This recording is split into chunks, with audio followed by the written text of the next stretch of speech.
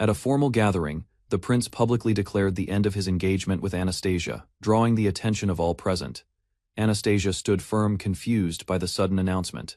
The prince introduced Amy, a commoner with healing powers, claiming she alone was fit to be queen. He praised Amy's kindness and condemned Anastasia's character as unworthy of royalty surrounded by peers.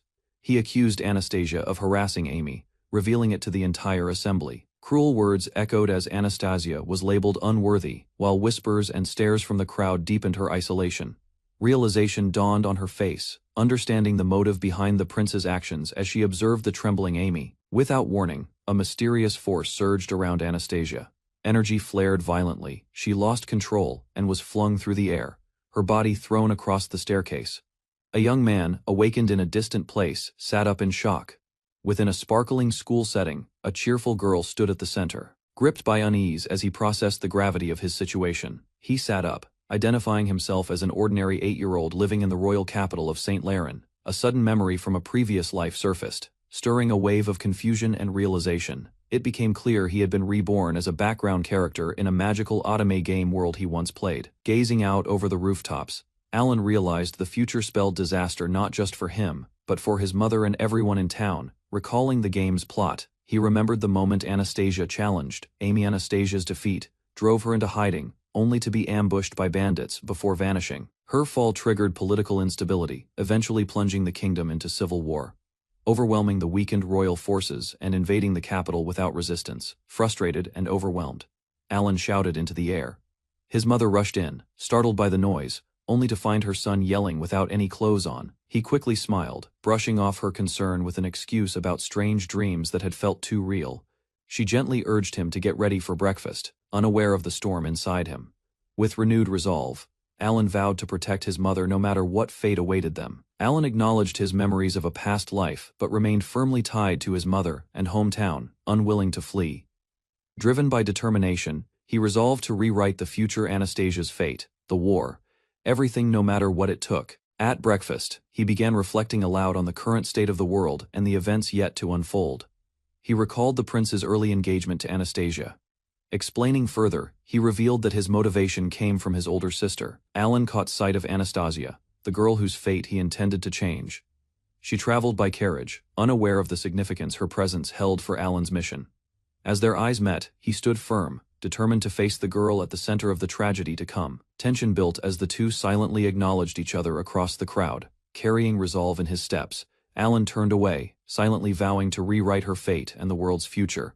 Alan reviewed the events of the game, predicting the steps needed to reverse Anastasia's fate and save the town. Although he denied any personal attachment, he admitted he couldn't bear to see her die. To others, she was the villain, but Alan saw Anastasia as a decent, misunderstood girl. She boldly confronted nobility, reminding them of their duty to the people and nation. The world dismissed her as bothersome, another reason Alan found the narrative unjust. Alan reflected on the grim future Anastasia would face. Later he ran into Monica, a cheerful and energetic woman who greeted him warmly in the streets. They exchanged a few quick words as she teased him about his errands. With laughter, she warned him not to end up like the unruly guild men who often caused trouble. To Alan, Monica was a force of nature. She worked at the guild pub and always seemed to pull him along. Alan stopped Monica outside the guild building, asking for a favor with quiet urgency. Inside, he reassured his mother, standing by her with a nervous smile in an unfamiliar place. Veteran adventurers eyed the boy curiously, questioning his intentions at their table, despite his fear. Alan knew this was the beginning of his plan. Inside the Adventurers Guild, Alan stood firm as seasoned fighters paused to scrutinize the unfamiliar boy. Concern etched the woman's face beside him while the guild leader leaned in, curious about the boy's hesitation. Alan made his offer a simple task, asking only to remove mud from a ditch. The man burst into laughter and granted him permission with enthusiastic approval. Documents were quickly prepared, and the guild initiated the formal process to register Alan's unexpected request. As the woman prepared to sign, Alan was summoned to the table, his expression alert and cautious. Presented with a dark guild card, he listened, as the staff requested a drop of his blood. A gentle explanation followed, easing the woman's nerves while Alan observed in silence. Flinching from the sting, he watched a small bead form at his fingertip. The card reacted instantly, glowing with energy as his blood activated its magic. Alan received his guild card, the process now complete. Suddenly a woman welcomed him with a tight embrace. catching him off guard as he stumbled slightly. Warm congratulations surrounded him. Monica expressed her joy, treating him like family. Tears shimmered in gentle eyes as Alan was encouraged to take things at his own pace. Stepping into the street, he carried firm resolve, determined to confirm this world and earn the money he needed. Alan reviewed his goals: saving the town, and the Villainess meant overturning the game's scenario and facing the Crown Prince one day. Although burdened by poverty, he threw himself into work, determined to earn every coin needed for academy tuition. A new offer came: labor in the underground sewer, hazardous but rewarding. Without hesitation, Alan accepted, energized by purpose. He entered the dark tunnels, driven not by money but by hidden objectives. Deep within the sewers, Alan searched for a hidden scroll, rumored to appear years later in the game. The air reeked, but the layout matched what he remembered, confirming this world mirrored the game's events. He located a dented wall with a marked brick, just as described in the scenario. With determination, he activated the mechanism and stepped through a glowing entrance. Inside the mysterious chamber, Alan began his search for the legendary scroll. Inside the chamber, Alan discovered an ornate banner concealing a hidden compartment in the wall. Suspicious, he hesitated before reaching for the scroll, wary of traps despite its untouched appearance. As he stretched to grab it, the mechanism snapped, startling him. His assumption had been wrong. Unfurling the scroll, he grinned wide. The word concealment marked it as the skill he needed. Recalling the game, Alan watched the scroll glow, just as it once had for Amy. Alan smiled as the scroll vanished. He was certain the skill had transferred successfully. With a few swipes of his guild card, a glowing interface confirmed it. Concealment now belonged to him. The result left no doubt. This world perfectly matched the one from the game. Still, he knew that without action, the same ruinous future would unfold. After a long shift, his exhausted team reminded him to bathe his mother. Wouldn't forgive sewer stench at home. Alan was dragged into a playful race to the bath, unaware of what awaited him. Inside the tent, he stumbled upon an unexpected and awkward sight. Too late to turn back, Alan ran headlong into an even more embarrassing moment. Realizing his mistake, he tried to retreat, only to hear his name shouted in alarm. Monica, ever responsible, insisted on helping him bathe, much to Alan's overwhelmed confusion. Chaos erupted when Monica, still in high spirits, startled Alan mid-sentence, sending him into a panicked scream. The commotion ended with Alan collapsed, his pride bruised, as onlookers debated his lack of clothing with dry humor. That evening he tested the concealment skill at home, attempting to vanish from view before his mother returned. Her casual scolding proved the magic hadn't worked as well as hoped. Alan smiled sheepishly, realizing his invisibility experiment still needed refinement. After handing over his modest earnings, Alan shared dinner quietly with his mother, who urged him to take care of himself. She reminded him to focus on school, and Alan, already planning ahead, nodded in agreement. With the concealment skill acquired, his next target was clear: he needed appraisal to reshape the future. But the scroll's location was heavily guarded by dangerous creatures, lurking in the shadows. Determined, Alan steeled himself. He would risk everything for the path forward. In the wilderness, Alan sighed as a horned rabbit stared blankly. His search had yielded little so far. He found no signs of the ruins and opted to conceal himself just in case. Navigating with only vague directions, he decided to return before nightfall, uncertain of his surroundings. Thanks to his skill, he slipped past guards unnoticed, blending in like a local back in town. Doubt crept in. 2 days, no ruins, and growing uncertainty. Alan stumbled upon 2 horned rabbits mid-scuffle, or something close to it, shaking his head and moving on. By the 4th day, fatigue caught up with him. He brushed off concern at home, hiding his weariness. On the 5th day, his search finally bore fruit. He stood before the ruins at last. Relief washed over him, knowing his effort hadn't been in vain. Still, urgency returned. The scroll had to be found before anything went wrong. Alan crouched behind a fallen stone, startled by an unexpected noise echoing from the ruins. To his shock, goblins emerged from the shadows. Panic set in. This wasn't in the game, catching Alan off guard with their overwhelming numbers. From a hidden vantage point, he assessed the danger, knowing concealment was the only thing keeping him alive. The presence of the scroll of appraisal came to mind, its retrieval, now more urgent than ever. Steadying his breath, Alan dismissed the idea of retreat, aware hesitation would cost him everything. With renewed determination, he advanced, placing his faith in the power of Otami game skills. Alan descended the stone steps, entering the underground layers with cautious determination. The passage ahead glowed gently, illuminated by moss clinging to the cave walls. Reaching out to the glowing surface, he took a moment to admire the serene light around him. Despite the cramped space, he pressed forward, silently hoping no more goblins lurked below. Soon, he found the hidden chamber. The scroll of appraisal was finally within reach. To Alan's shock, the chamber held not just the scroll, but piles of loot never seen in the game. A sudden movement startled him. A goblin guard appeared, catching him completely off guard. He hid quickly, realizing the room served as a treasure vault for the goblins. One of them drew near, sniffing suspiciously, his presence uncomfortably close.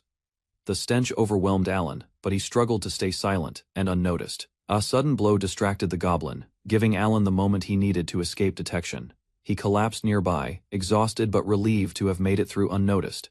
Reflecting on the situation, Alan realized the events in the ruins were diverging from the game's script. While some changes were troubling, the scroll was still buried in its hidden spot. Using the map's clue, he retrieved it safe from goblins, thanks to clever concealment. Alan let the goblins pass, his heart pounding as he stayed hidden just inches away. After safely reaching the surface, he looked back at the city, relieved to have returned unharmed. In secret, he prepared to use the scroll, aware that discovery would bring trouble. The skill was successfully acquired. Concealment, appraisal, now part of his arsenal. With renewed determination, Alan resumed his daily life, already planning his next move. 2 weeks later, Alan noticed an unusual buzz among the others as he arrived in the courtyard.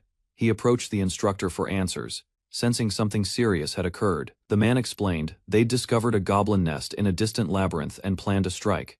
Alan silently affirmed his choice. Securing the scroll earlier had been the right call. Yet, as scenarios shifted, he wondered if the game's script was already unraveling. Alan asked if the instructor would join the strike, only to hear him politely refuse. Surprised, Alan questioned his decision, noting how capable he still appeared. With a grin, the man revealed a prosthetic leg, his adventuring days behind him. He explained, an orc's poisoned arrow had ended his active career. Though the prosthetic functioned well, combat had become difficult. Now he focused on teaching and simple routines. The instructor smiled warmly, offering to teach Alan sword basics once he was ready. Soon after, the team began planning their route to the ruins. Maps spread out across the table. Watching quietly, Alan admired the man's leadership, despite his retired status. Later, while working, Alan set his sights on a new goal: learning alchemy. On his day off, he prepared to head into town, quietly advancing his plans alone. Alan walked through the market, thinking about the steep cost of the alchemy scroll, 15 million cents. Surrounded by merchants, he pondered how to earn enough money to reach that goal. He realized his appraisal skill could help identify valuable items hidden among common goods. A rare earring worth 300,000 cents caught his attention almost immediately. Curious, Alan approached the vendor, asking about the earring's details and value. Alan inquired about the earring's origin and decided to buy it after hearing its backstory. He paid using his guild card, confirming the purchase at a surprisingly low price. Despite the vendor's teasing about romance, Alan remained focused on his goal. He calculated the profit. Buying low and selling high could become a valuable side strategy. With a determined smile, Alan resolved to continue working hard and saving steadily.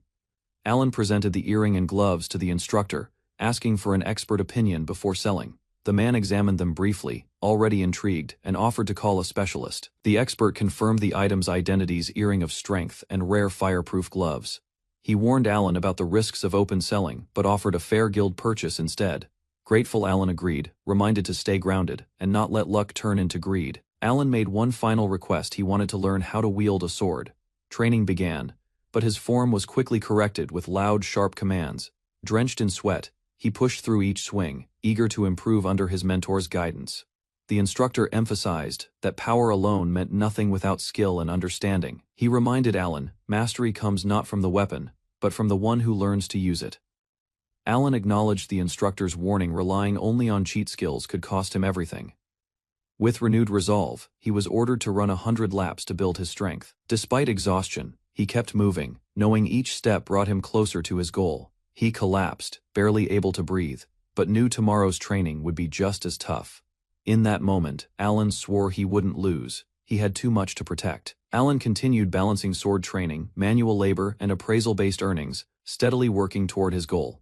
Now 11, he had saved over 15 million cents, enough to take the next decisive step. Alan prepares to leave, prompting his mother to ask if he's going out. Calmly replies he's heading to the market, dressed with purpose, showing maturity that surprises his mother. After 2 years of study and rigorous training, Alan finally achieves his savings goal through determination. He enters a dangerous district, heading toward a store hidden in the shadows of the royal capital. Cautiously, he descends the alley stairs, planning to stay unnoticed and avoid unnecessary confrontation. Alan found the hidden rule store and disabled his concealment before knocking on the door. He inspected the glowing message board and identified the day's password using his appraisal skill. After confirming the phrase, he repeated it with precision, prompting the lock to disengage. Inside, a cloaked shopkeeper greeted him with a cryptic smile, asking his intent, requested the scroll of alchemy, prepared to negotiate for the steep price offered. Alan hesitated as the shopkeeper asked for a moment, his gaze briefly caught by a strange skeletal display. The scroll was finally presented, along with a bonus goblin magic stones, as Alan readied his appraisal. To his surprise, the scroll was revealed to be a cheap imitation worth far less than claimed. He challenged the deception directly, demanding honesty, which earned him the shopkeeper's approval. Acknowledging Alan's sharpness, the man prepared to show him the real deal. Alan confirmed the scroll's authenticity this time and offered to pay with his guild card. Upon activating the scroll, the alchemy skill was successfully added to his list of abilities.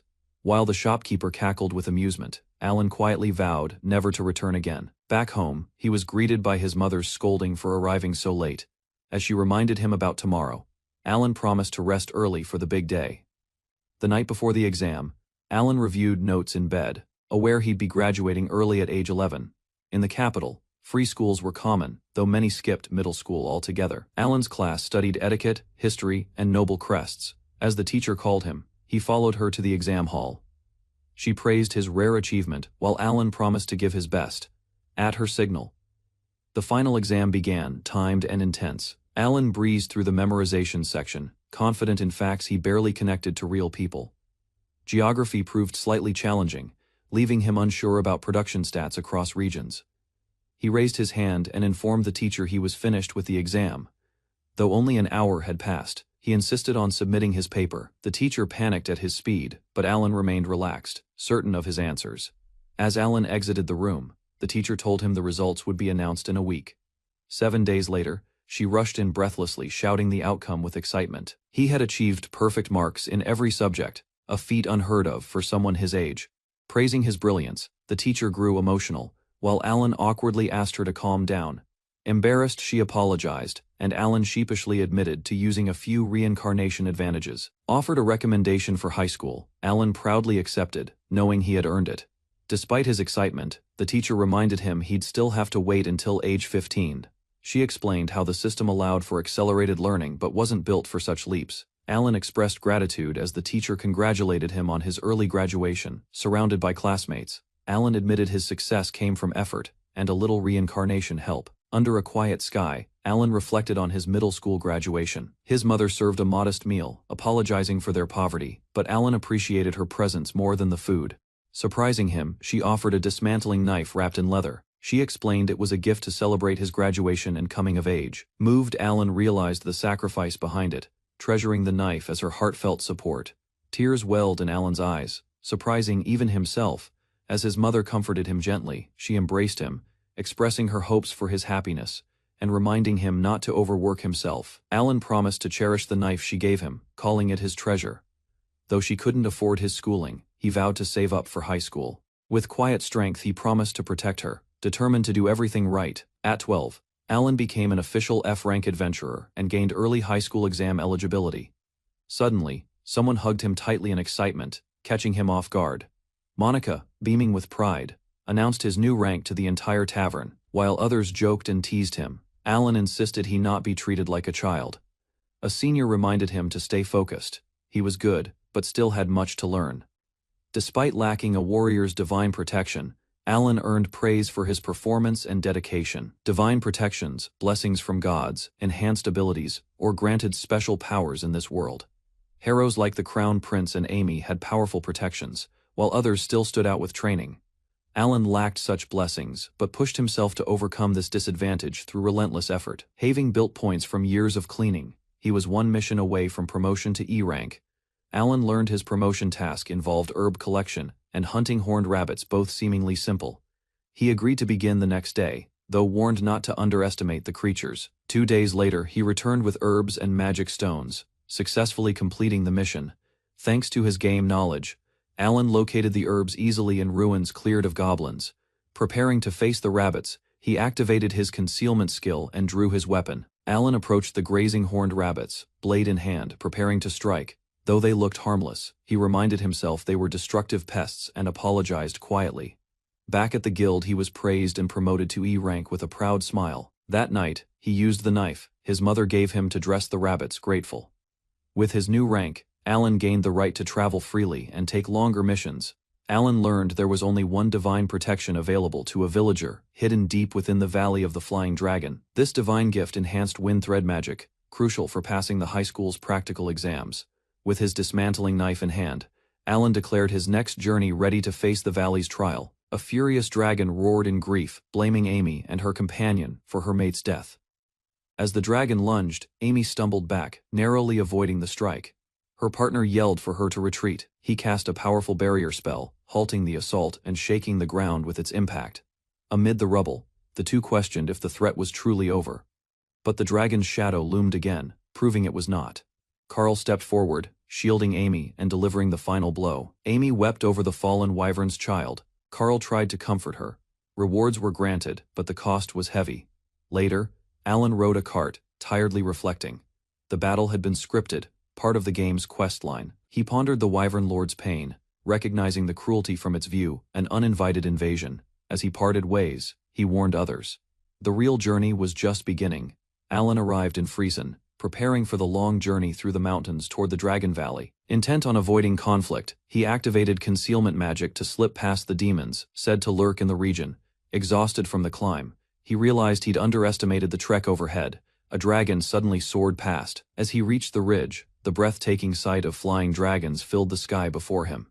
He recalled the key difference: dragons breathe fire, unlike lesser wyverns. Alan scouted a clearing, deciding it was the best place to set up camp before sunset. Using alchemy, he swiftly shaped the ground, creating a foundation for his shelter. He refined the design, adding air holes and a chimney. The skill, once used only for crafting, showed new utility. With mastery, alchemy could forge fortresses or magical tools for final battles. Finished his semi-basement camp, built from years of dedication and skill. Alan whispered goodnight, clutching his blade under the stars as smoke rose from his newly built camp at dawn. He restored the area and set out with renewed focus. His goal was the Temple of the Wind. Using concealment, he advanced confidently, avoiding the aggressive wyverns that once posed a constant threat. Soon he reached the ancient stairs that led to the temple. Just as he began climbing, something unexpected caught his attention. Inside the temple, a black wyvern lord lay curled beneath the pillars, a father from the slain family. It appeared to be sleeping. Quiet steps moved closer, aiming to retrieve the sacred book unnoticed. A sudden voice halted everything. Paralysis struck just as a glowing man emerged from the air. The man, calm and smiling, already knew the goal. Without hesitation, he presented the Book of the Wind God, confirming its purpose with certainty. A calm smile formed as the man revealed himself to be the Wind God, casually reading thoughts and bypassing concealment. Confused and overwhelmed, the boy asked what a god could possibly want. The answer: wake the sleeping dragon. Without hesitation, a powerful strike launched the wyvern into the sky. The divine figure floated beside it, waiting. Moments later, the beast returned fully awake. With one eye open, the wyvern was introduced as an unexpected ally. Jerome nervously introduced himself. Voice shaky, he admitted to being a wyvern lord more or less. A brief wave followed. Alan introduced himself, unsure how to respond to the situation. With gentle coaxing, Jerome extended a claw. A handshake sealed the awkward but honest greeting. The wind god smiled. A strange request followed. He wanted help finding Jerome a wife. Apparently, the love-struck wyvern had fallen for Melissa, a rare sky dragon hybrid. A divine offer was made: help the wyvern's love succeed, and divine protection would follow. Confusion set in. Lizard romance was foreign territory, yet the wind god showed no concern. Despite hesitation, questions began. Jerome flustered easily, but cooperation grew. A vision of Melissa appeared, graceful, proud, and unforgettable in Jerome's eyes. Recognition struck. That ribbon matched the game's boss, the final challenge, guarding the Book of the Wind God. Nervously, Jerome praised Melissa's charm and beauty, recalling the happiness he once had.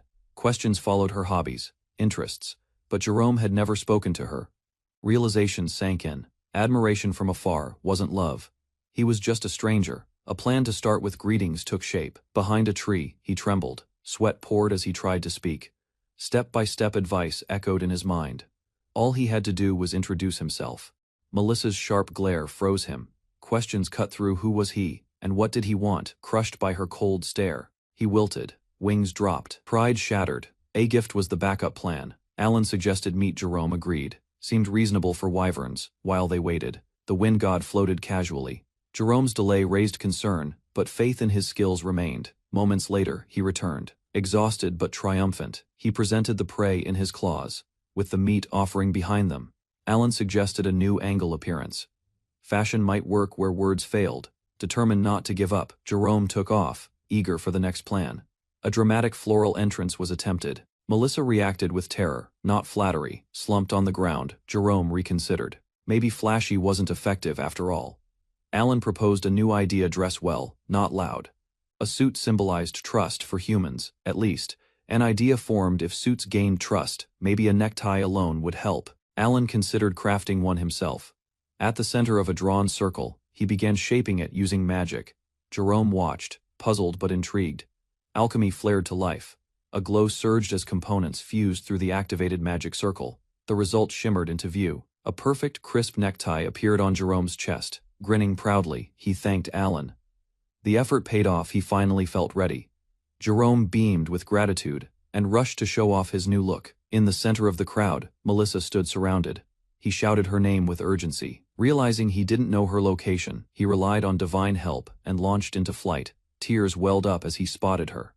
Determination filled his heart. Soaring through the sky, Alan and his ally approach a tense battlefield. Amid the confusion, the lizard warriors hesitate, unsure how to respond to the unexpected situation. Without warning, a violent impact shatters the standoff as two powerful forces collide midair. Crashing to the ground, Alan disrupts the enemy formation, catching them off guard. With fierce determination, a lone warrior shields Melissa, unleashing a defiant roar at the approaching threat. Several enemies close in, surrounding the fallen warrior as he struggles to hold them back. Despite his injuries, he urges Melissa to escape, standing protectively between her and danger. With urgency in her eyes, Melissa leaps into the air, flying away from the battlefield. Behind her, the brave warrior intercepts a strike, refusing to let anyone reach her. Summoning his strength, he unleashes a powerful counterattack, sending enemies crashing in every direction. Melissa is suddenly seized mid-flight, dragged back by a determined pursuer reaching out with force. Far above the cliffs, a chaotic chase unfolds as multiple figures scatter across the sky. Down below, Alan and his companion react to the approaching threat, startled by the aerial scene. Without hesitation, the god intervenes midair, disrupting the enemy's path with a burst of wind, trying to explain the situation. Alan introduces themselves as friends, though confusion still lingers. Reassured by his companion, Melissa learns the warrior fought bravely to protect her. Midair, the exhausted fighter loses control and begins spiraling downward toward the cliffs below.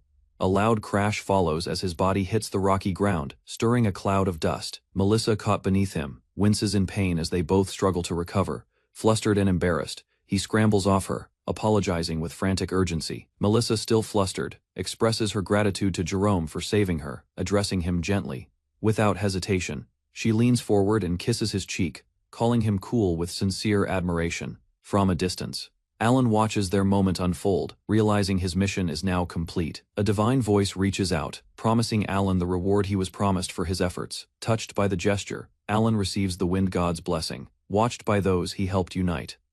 The wind god teases Jerome and Melissa about marriage, promising his blessing when the time comes. At the altar, Alan discovers the wind god's book is missing. Realizing the divine plan has shifted, he reflects quietly, knowing his actions have altered the course of the original story. Grateful, Jerome thanks Alan, though Alan humbly deflects the praise to others. With a serious tone, Alan warns Jerome to avoid the area for 4 years due to a potential threat. Melissa surprises everyone by calling Jerome Jerry, showing how close they've become already. She promises that if Alan ever needs help, she and Jerome will return the favor no matter what. Alan smiles, encouraging Jerome to cherish Melissa and make their bond last. Touched, the pair thank Alan sincerely, though Jerome still struggles to process it all. With a final farewell, the couple flies off to find their love nest, leaving Alan behind with a quiet smile. Alan watches the wyverns fly away, amused that he ended up helping them instead of humans. Before returning to Rurden, he recalls there is still one goal he wants to pursue in Friesen Village. With excitement, he decides to build a glider to achieve faster transportation. He reflects on how limited travel is in this world, relying only on horse-drawn carts. Imagining the sky, he dreams of revolutionizing movement with flight. With a new goal in mind, Alan commits to building a motor glider powered by wind magic. His plan is nearly complete. Drawn from memories of his past life as an aeronautical engineer, he scouts a large, flat field and prepares it as a makeshift runway. Using newly acquired magic, Alan clears the land with a powerful wind-based spell. Despite progress, he finds the act of chanting spells slightly embarrassing, though the magic flows naturally. Alan's stats improve with the wind god's blessing, unexpectedly granting him wind magic and boosting his power. Grateful yet amused, he uses his magic to clear grass with ease, calling the god creepy. With the field ready, he shifts focus to preparing the glider for test flights. Through alchemy, he efficiently constructs both glider and runway using detailed magical diagrams. Materials from defeated wyverns, along with charcoal, enhance his crafting efficiency as preparations near completion. With a steady hand, Alan casts the smelting spell, igniting the materials in a controlled burst of energy. The result is a sleek, fully formed glider, his efforts rewarded with visible success and satisfaction. Standing beside his creation, he evaluates the weather and prepares for test flights on the ready runway. Inside the cockpit, Alan powers the engine using wind magic channeled through a magic stone. He confirms the controls, ensuring both rudder and wings respond smoothly to his adjustments.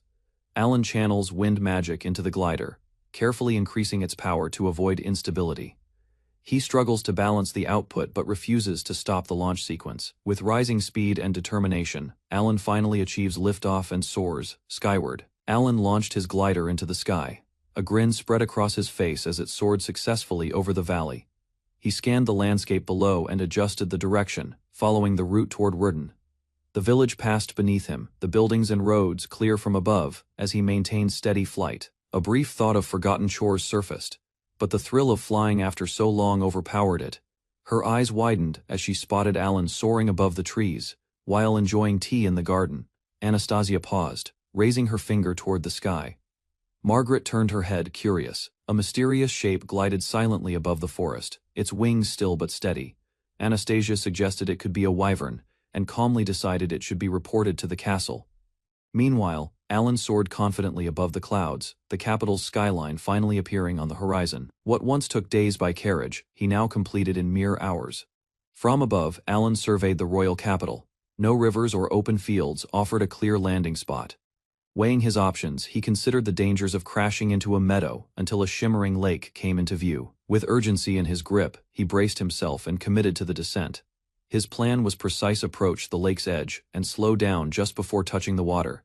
Alan steadied the glider, pushing forward into the final moment of landing. As the glider neared the surface, Alan summoned wind magic to slow the descent, directing a powerful reverse thrust.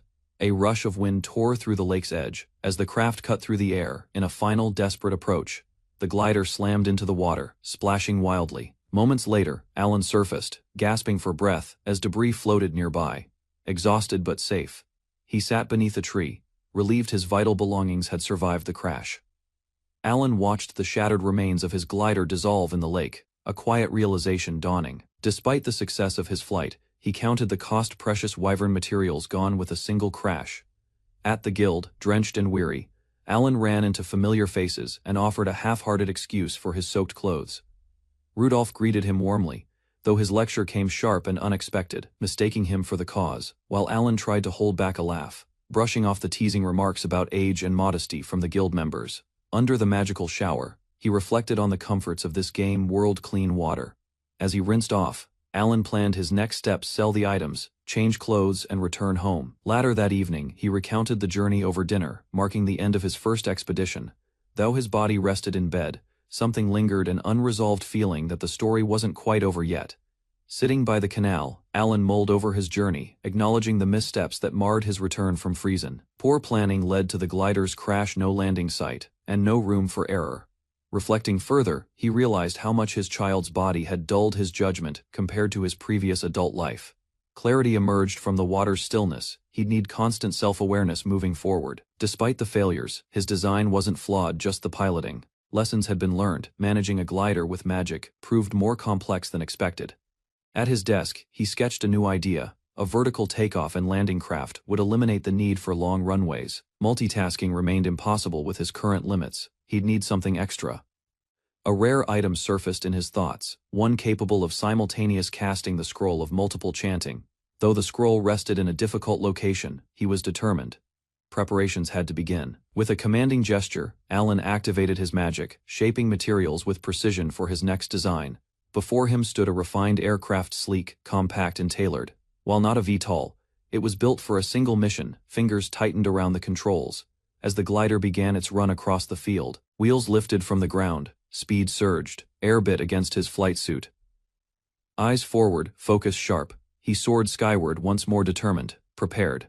Flight wasn't his only concern. True mastery required understanding the nature of alchemy. Precise blueprints defined the quality of what could be made. Vague ideas led to inefficient outcomes. Without strong magic, even brilliant designs lacked force.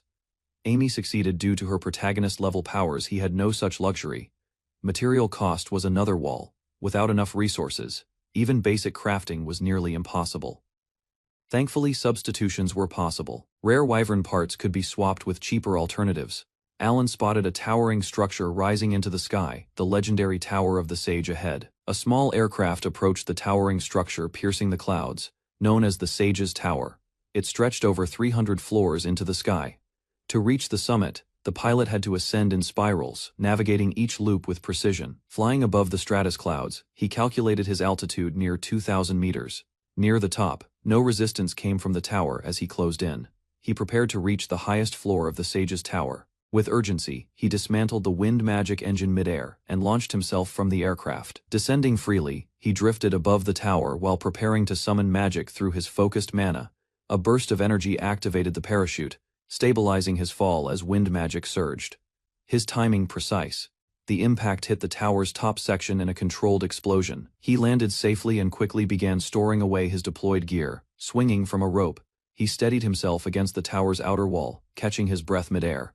Inside the breach, he collapsed on the floor, exhausted, but reassured that everything proceeded as intended. Declaring the mission a triumph, he acknowledged how his aerial infiltration bypassed all expected threats. He uncovered a sealed scroll within the chamber, its glow confirming its value. With a single gesture, the skill was absorbed, another step toward his ultimate goal. As the tower began repairing itself, he realized time was short and escape was urgent. High above the clouds, he reflected on the risk just taken to gain a powerful skill. A legend told of a sage who cast spells without chanting, using magic to help others. Though the sage died tragically, his soul became the chantless scroll, hidden in a mystical forest. Now, his next destination was clear: reach the Forest of Illusion and retrieve the final scroll. Navigating by a dated guild map, he tried estimating his location near the Forest of Illusion. Uncertainty loomed as he drifted off course, worried about landing before nightfall. Strong demons lurked below, and he knew his strength was limited. Caution was crucial. As the sun dipped low, he finally spotted the village nestled between the trees. Relieved, he aimed for the drop point just outside the village to safely descend. He engaged the vertical engine, initiating a controlled descent toward the clearing below. Altitude control systems on both wings stabilized the craft for a precise landing. Touching down gently, he stepped out, exhausted but relieved the flight had ended safely. Though tired, he prepared to conceal the aircraft with magic before entering the village. Before he could proceed, armed villagers surrounded him, ordering him to stay still. Caught off guard, Alan froze as tension filled the air and weapons aimed at him. Brought before the village elders, he confirmed his identity as a human named Alan. The lead elf questioned his presence, demanding a reason for entering the village. Alan explained he got lost, but one elf accused him of deception. Before judgment was passed, the elder reminded all of the spirits protecting their home. The elf queen questioned how Alan, a human, escaped the forest's limits. Doubt filled the room as no one sensed magical power strong enough to justify flight. Alan cautiously revealed he was protected by the wind god, though he preferred to stay discreet. Surprised by his answer, the elves lowered their weapons, murmuring about divine protection. Moved, the queen praised the gods, while Alan remained unsure of what he had just started. Now seen as a divine figure, Alan was respectfully asked by the queen to save their village. Confused, he wondered if a new game event had unexpectedly begun. The queen explained that an evil spirit was slowly drawing nearer to their home, immune to their efforts. Alan, unaware of the event, tried to understand the threat through calm questioning. She described how the spirit harassed both the elves and their guardian spirits relentlessly. Alan learned the spirit hadn't harmed anyone yet, but its approach threatened the village's future. Despite hesitation, the elves pleaded for his help. believing in his divine protection. Suddenly, the elf princess Sherry barged in, vowing to defeat the spirit herself without human aid. Before the argument escalated, a villager rushed in to report the spirit's sudden appearance. Sherry sprinted off, demanding the location, while others struggled to keep her in check. With the queen's plea in mind, Alan decided to follow the princess into the chaos. Shouts rang through the village as guards mobilized. The evil spirit had appeared in the square. A robed figure wandered aimlessly, drawing fearful stares from villagers and soldiers alike. Alan questioned the label, sensing something odd about the supposed threat's vacant behavior. Confused, he realized he saw a man, while the elves described a black fog instead. Alan admitted he only saw a cloaked man, prompting the queen to grant him spirit vision. With enhanced sight, he now witnessed the figure harassing panicked spirits, confirming the threat. Sherry drew her bow, declaring she would destroy the spirit without hesitation. He tried to stop her, uncertain whether the man deserved death. Hero veered off target, and frustration mounted as confusion over the spirit's identity deepened. The queen turned to Alan with urgency as the robed figure continued moving ominously through the village. Alan stared at the cloaked man's hollow expression, unable to identify what he truly was. A strange hooded man appeared in front of a crowd, casting light into the sky. Unsure of the man's intentions, Alan cautiously tried to speak to him and calm the situation. Suddenly the man shouted his frustrations, drawing attention with an outburst of personal disclosure. He continued ranting, trying to justify himself with his name and background. Alan, disturbed, suspected the man was chasing a girl, and sensed possible criminal behavior. The robed man excitedly claimed he sought an ancient spirit dwelling in the elf village. With unsettling enthusiasm, he explained the spirit looked like a child despite her age, alarming Alan. Meanwhile, the elves misunderstood the scene, thinking Alan was interacting with a dangerous entity. A confrontation erupted as accusations flew, with the man defensively insisting on his innocence. Alan, growing frustrated, scolded him for frightening the spirit, and ordered him to stop chasing her. Hooded man gasped in disbelief upon realizing his presence was frightening the spirits. Despite being told to leave, he stubbornly insisted on entering the elf village, claiming it was essential. He revealed his goal, meeting the elf queen to obtain a key ingredient for creating an elixir. Alan pulled him back, pointing out the queen already stood before them. The elves, however, remained suspicious, convinced he was an evil spirit due to his questionable intentions. Alan asked the man if he would leave the village in exchange for the ingredients he needed. With approval from the elf queen, Alan formally agreed to hear the man's request. The strange man reiterated he needed a spirit tree petal and honey, promising to go afterward. Responding swiftly, the elves gathered the ingredients as instructed by their queen. Upon tasting the mixture, the man confirmed its quality, prompting Alan to remind him of his promise.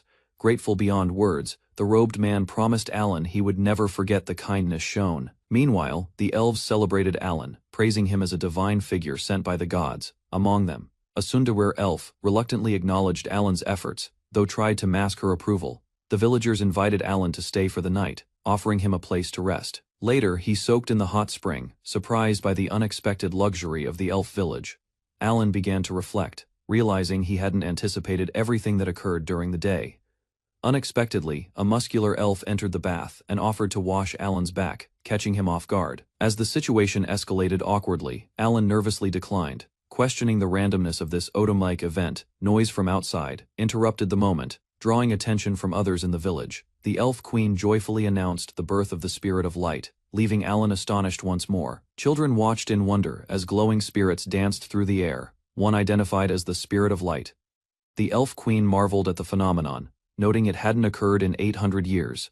Alan, recalling game knowledge, grew suspicious this event didn't match the original story timeline. Suddenly, the spirit approached Alan, joyfully recognizing him as her savior from the day before. She revealed that, thanks to the elixir, she had ascended and become a spirit herself. Alan was shocked to realize the spirit was the same eccentric man from the day before. Now transformed, the spirit declared she truly understood what it meant to be a young girl. She revealed her new name, Lou, and that she had made a contract with Millie. The elf queen joyfully accepted the news and congratulated Millie on the unexpected bond. Alan, confused by the deviation from the game's events, decided it was no longer his concern. The spirit Lou presented Alan with a scroll, offering it as a gift in gratitude. She explained, it was a powerful chantless scroll she had crafted after mastering her transformation. Originally meant for her daughter, she entrusted it to Alan, acknowledging his great help. Upon appraisal, Alan confirmed the scroll's authenticity. It could grant the rare chantless skill. Though grateful, Alan felt conflicted. Having received an incredible reward from such an odd source, Alan prepared to leave the elf village, thanking the queen and villagers for their cooperation.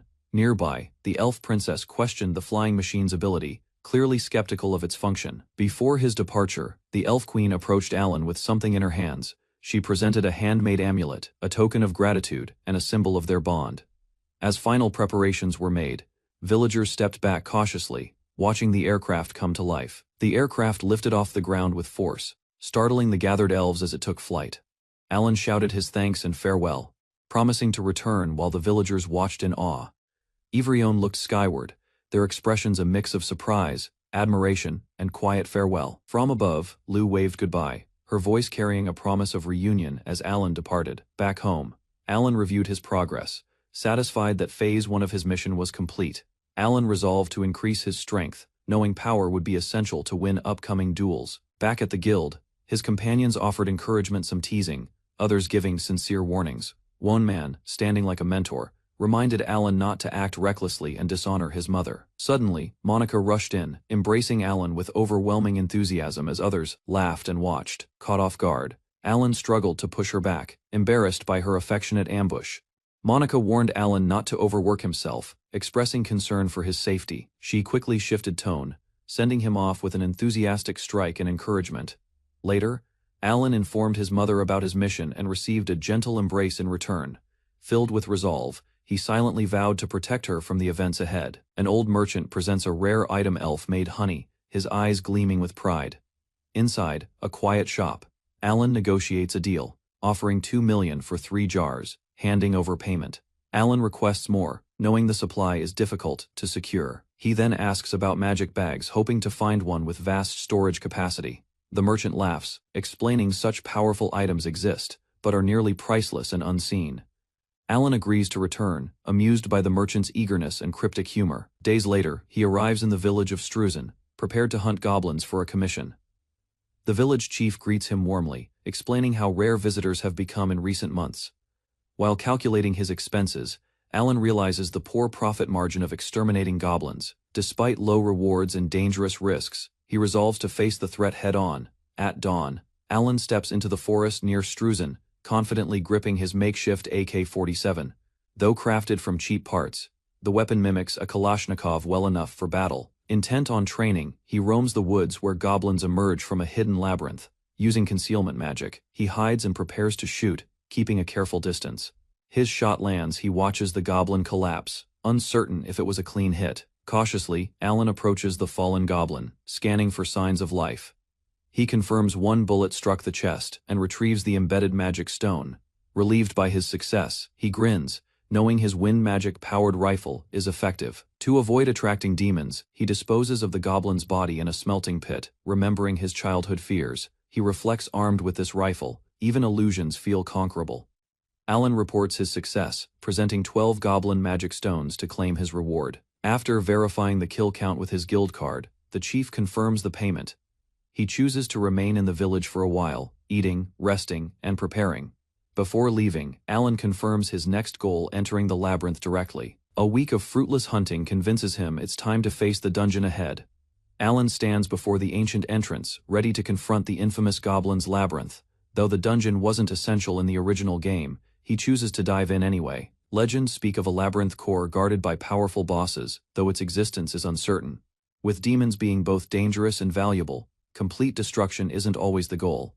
Lantern in hand, he descends into the dark, excited by the tools at his side. Inside the labyrinth, Alan notes it isn't densely packed, but the goblin encounters are steady. From the goblin's perspective, the dungeon's layout may seem like a maze of unknowns. Despite concealment, the lantern's glow betrays his presence, drawing attention. Goblins rush forward, only to be struck down by his rapid gunfire. Frustrated by the lack of stealth, Alan compares himself to a glowing, defenseless anglerfish. Alan navigates quickly, skipping unnecessary rooms, his memory of the labyrinth's layout guiding the way. He reaches the 5th floor, standing before the massive door to the boss chamber. With focus, he switches his ammunition from stealth to power rounds, readying for battle. Inside, hobgoblins and goblin mages await, defending the core chamber with hostility. At their center stands the towering threat, the Goblin King, armed and armored for war. Alan prioritizes the goblin mages, unleashing a barrage to eliminate the magical threat first. With 2 confirmed kills, he quickly reloads and readies for the next wave. He targets the hobgoblins next, using smokescreen magic and sneaking to re-enable concealment. Their bodies drop, leaving only the Goblin King who watches in silence. Alan opens fire, bullets striking the armored giant as it lets out a monstrous roar. The Goblin King charges with overwhelming strength, smashing the floor as Alan narrowly dodges. Cornered and out of options, Alan prepares a last-ditch smelted weapon from his pouch. He hurls the bomb toward the king, banking on the surprise impact. Smoke erupts violently, blinding the king and causing him to stagger in agony. Toxic fumes erupt from his armor. Gap's roar turns to choked screams of pain. Alan fires relentlessly, closing the distance to land a direct shot to the Goblin King's head. His improvised pepper bomb strategy worked just like in the game, blinding the enemy yet, despite critical damage, the monster refuses to die.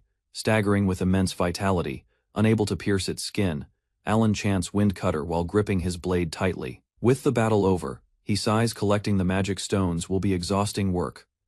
Alan approaches the glowing sphere resting deep within the dungeon.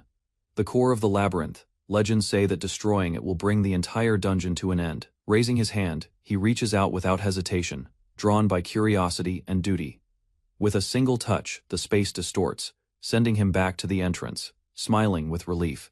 He confirms it. This is how you conquer the Goblin's Labyrinth. Back in town, Alan receives praise from the villagers for conquering the labyrinth. Hearing he defeated 138 goblins, his mentor proudly congratulates him, a rare moment of praise. After a long day, Alan agrees to rest before turning in the magic stones. A cheerful woman welcomes him back with open arms and bold affection, but Alan has already slipped away, leaving her shouting in comedic frustration. With the labyrinth conquered, Alan walks through the city, his heart lighter than before. Now wealthier and stronger, he considers his next goal, but something personal comes first. He decides to tell his mother everything when he returns home. Smiling with resolve, he and his mother plan to start a new life elsewhere. Alan stepped through the door to the familiar scent of home, catching his mother mid-preparation. She froze briefly, then dropped everything to wrap him in a tight hug. Worry etched across her face as she inspected him for injuries. With a gentle smile, he assured her of his safety, casually mentioning the dangers he'd faced. Holding back tears, she confessed she'd been fine during his absence, though her trembling voice hinted otherwise. They exchanged stories, small, everyday moments that carried deep meaning. Even the mention of smelly clothes drew warm laughter. Watching her, Alan made a quiet vow. He wouldn't allow fate to steal her away from him. Over dinner, Alan's mother suggested he could stay and use his earnings as he pleased. She assured him he wasn't responsible for anyone else. Though the small apartment had many limitations, Alan considered the sacrifices needed for an adventurer's lifestyle. He still believed living apart wasn't right. His gaze shifted toward her as he explained his true wish. It wasn't just about space, he wanted her to live more comfortably. He imagined a home they could share, where she could handle the housework and stay close. Hearing this, she reached out gently, calling his name with emotion in her voice. Though she called him a fool, Alan's mother smiled warmly, agreeing to search for a new home together. His face lit up with quiet excitement. The next day, he brought her to the guild. Familiar faces greeted them, surprised yet pleased to see her there. She nervously introduced herself, unsure how much Alan had shared about her. Still, she tried her best to make a good impression. One guild member praised Alan's dedication, calling him their most promising newcomer. Hearing that others wanted him in their party, her eyes widened with pride and astonishment. Alan considered the advantages of ranking up to D, knowing it would free him from current limitations and open doors to bigger opportunities.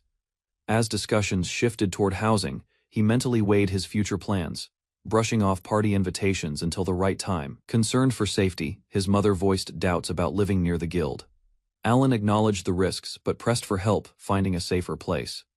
Just then, Monica arrived, surprised to learn Alan was preparing to move. Her presence changed the tone with familiarity and warmth. Alan proudly shared his intentions, now earning more. He wanted a larger place to live with his mother. Monica leaned in with a bold smile and offered Alan a surprising invitation to her house, catching him completely off guard. Both Alan and his mother reacted in confusion, unsure of what Monica truly meant by her offer. With a laugh, she clarified that her father managed an apartment building, and she could help them find a suitable place. The quoted rent was high, and Alan hesitated, doing mental math as his mother nervously asked for his thoughts. Despite the cost, he suggested they go see it, figuring it might actually be a rare, worthwhile bargain. Before heading out, Katerina expressed her desire to greet the guild members, thankful her son had been surrounded by kind people. Meanwhile, Alan awkwardly reacted to Monica's earlier offer, only to be teased again, flustering him as she playfully pressed the misunderstanding. Their group soon arrived at the building. Monica, now fully in guide mode, explained its convenient location and pointed to the available top-floor unit. Climbing the stairs, she noted the higher floor's unpopularity due to its steep access, though it worked fine for her.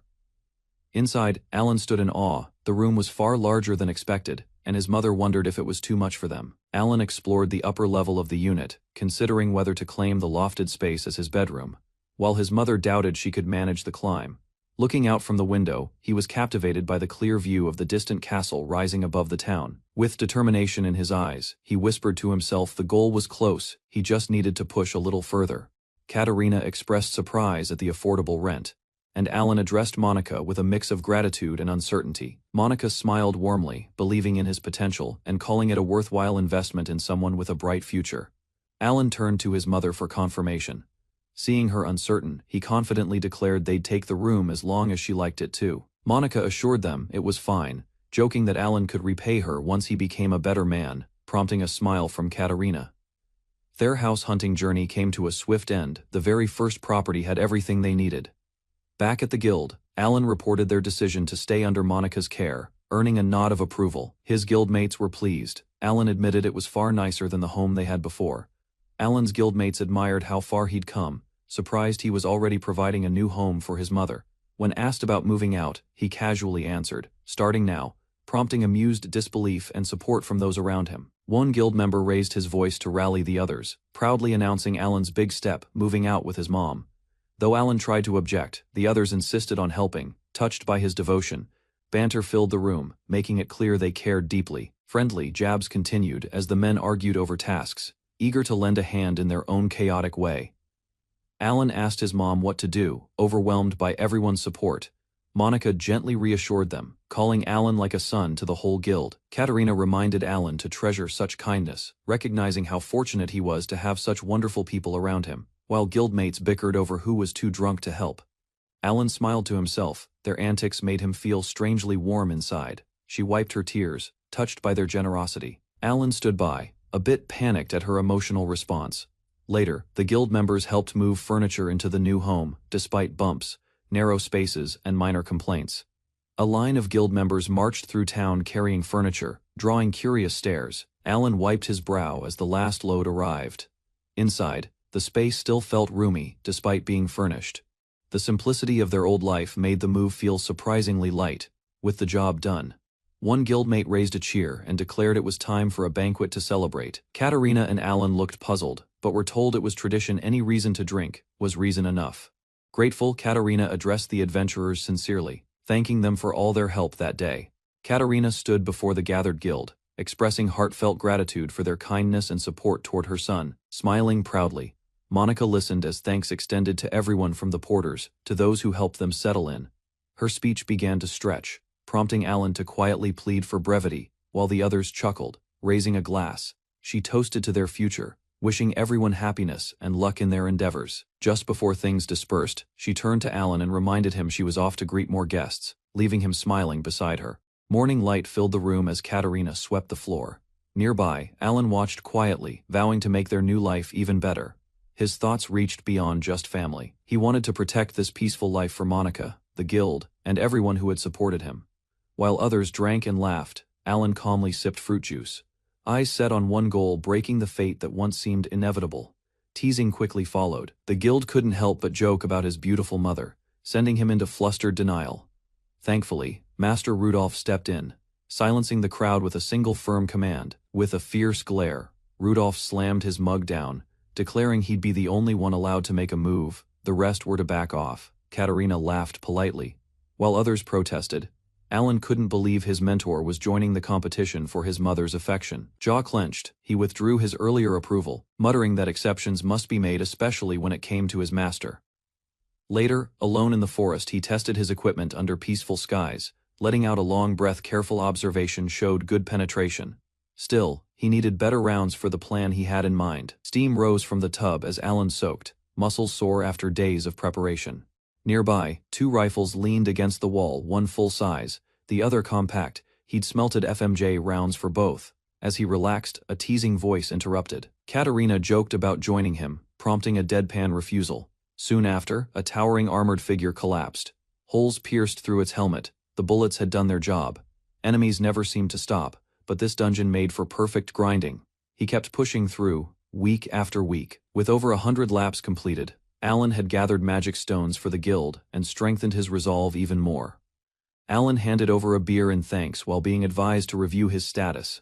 His efforts against goblins had started to draw attention. Upon checking, he discovered a new nickname, Goblin Slayer, earned from consistent extermination and rising experience as a novice adventurer. In the dense forest, a pair of massive boars marched forward, disturbing the peace with their heavy snorts and trampling hooves. A lone young man entered the forest with a rifle slung over his shoulder, cautious but determined. He paused briefly, noting that he was just outside the suburbs of Altmont, a region too close to leave such threats unchecked.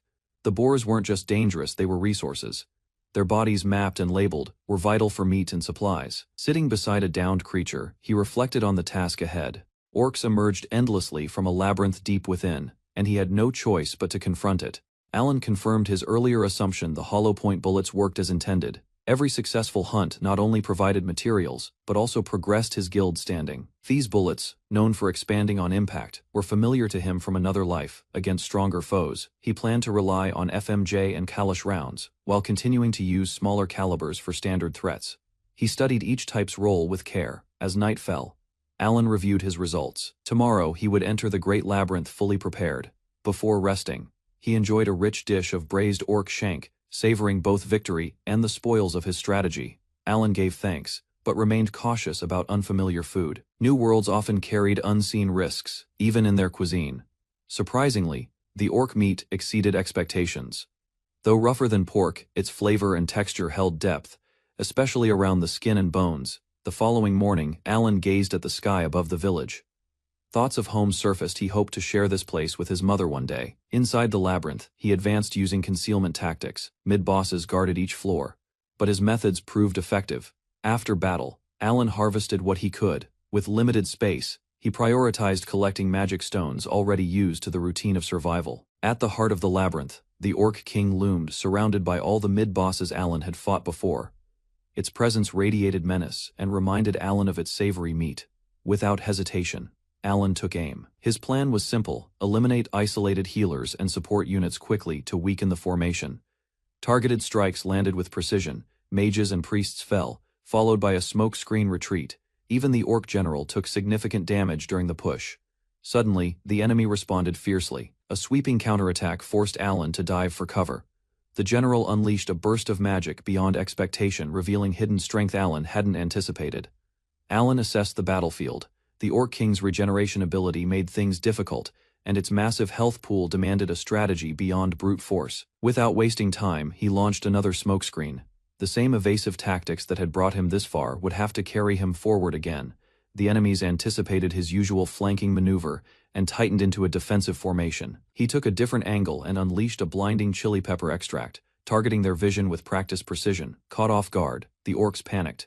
Confusion spread among their ranks as Alan prepared to press the advantage. The disoriented orcs collapsed in rapid succession. Alan remained calm behind cover, striking cleanly through the chaos with trained precision. Suddenly, the Orc King stirred. Glowing energy surged through its body, and Alan realized the beast was preparing to regenerate once more. He narrowed his eyes. The healing had already completed just as expected. Alan tightened his grip on the rifle, muttering in frustration. With a furious roar, the Orc King charged forward, shattering the floor beneath it. The air trembled with every step. Alan responded with steady fire. Bullets tore through the smoke, but his eyes widened. The king wasn't slowing down. The Orc King smashed through the debris in a violent rush, sending wood and stone flying across the chamber. Alan was thrown to the floor. He scrambled back, eyes wide as the massive beast loomed over him. A realization struck: this creature's dense fur and thick fat resembled a brown bear's, likely enough to dull even hollow point rounds. He reached for another rifle, considering the Kalash bullet. With steady breath, he prepared for a direct strike. Though uncertain if it would penetrate, he took aim at the creature's throat, heart locked as the likely weak point. Alan fired toward the Orc King's heart, but the monster staggered forward, seemingly unfazed. His target had absorbed the damage. Switching tactics, Alan aimed between the creature's eyes, hoping a direct shot would pierce its thick skull. The beast charged Alan, hesitated, his position gave him a bad angle, and he couldn't land the shot cleanly in time.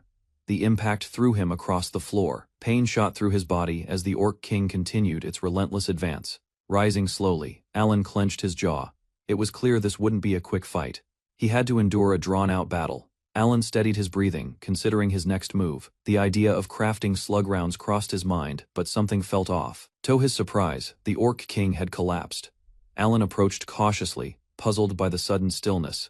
A closer look revealed the truth: his shot had landed in the heart after all. The beast had pushed through the pain until it finally gave out.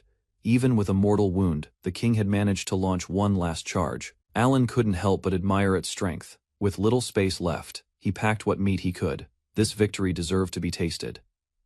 At the labyrinth's end, Alan discovered a treasure chest. Using his appraisal skill, he identified the reward: a bracelet of fertility. He frowned at its function, a charm to enhance reproduction. It felt wildly inappropriate for an orc dungeon.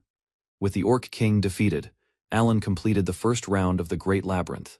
Yet he couldn't help but question the logic of this world. Sometime later, he arrived at the Elf Village airport. Children trained nearby while villagers moved with cheerful energy. Grateful for their kindness, Alan began returning regularly, drawn by their hospitality and the high-quality honey they sold. The village's playground had transformed into an archery training ground, but no one seemed to mind. Children practiced enthusiastically. Still, Alan knew not everyone was pleased. Sherry, the elf princess, voiced her annoyance about cutting down trees for infrastructure. Despite the chaos, Alan reflected on a milestone: he had finally turned 13.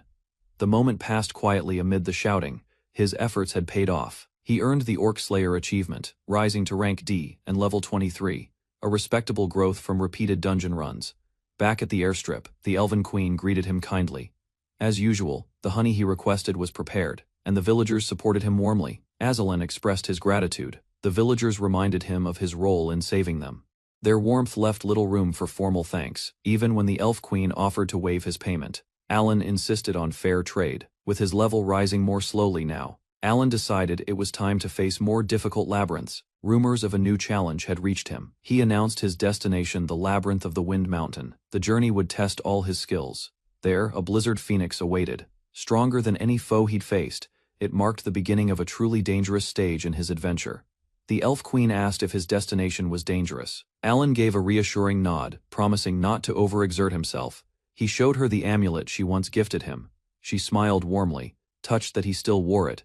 With sincere words, she wished Alan luck and trusted the charm would keep him safe. Alan responded with quiet determination. Just then, a panicked call rang out. Alan was smacked by an overeager greeting, caught completely off guard. A small fairy lamented she couldn't join his journey due to a contract. Despite her antics, Alan was secretly grateful for the distance. At the Zeven Adventurers Guild, a young boy made an unusual request to enter the Labyrinth of the Wind Mountain alone.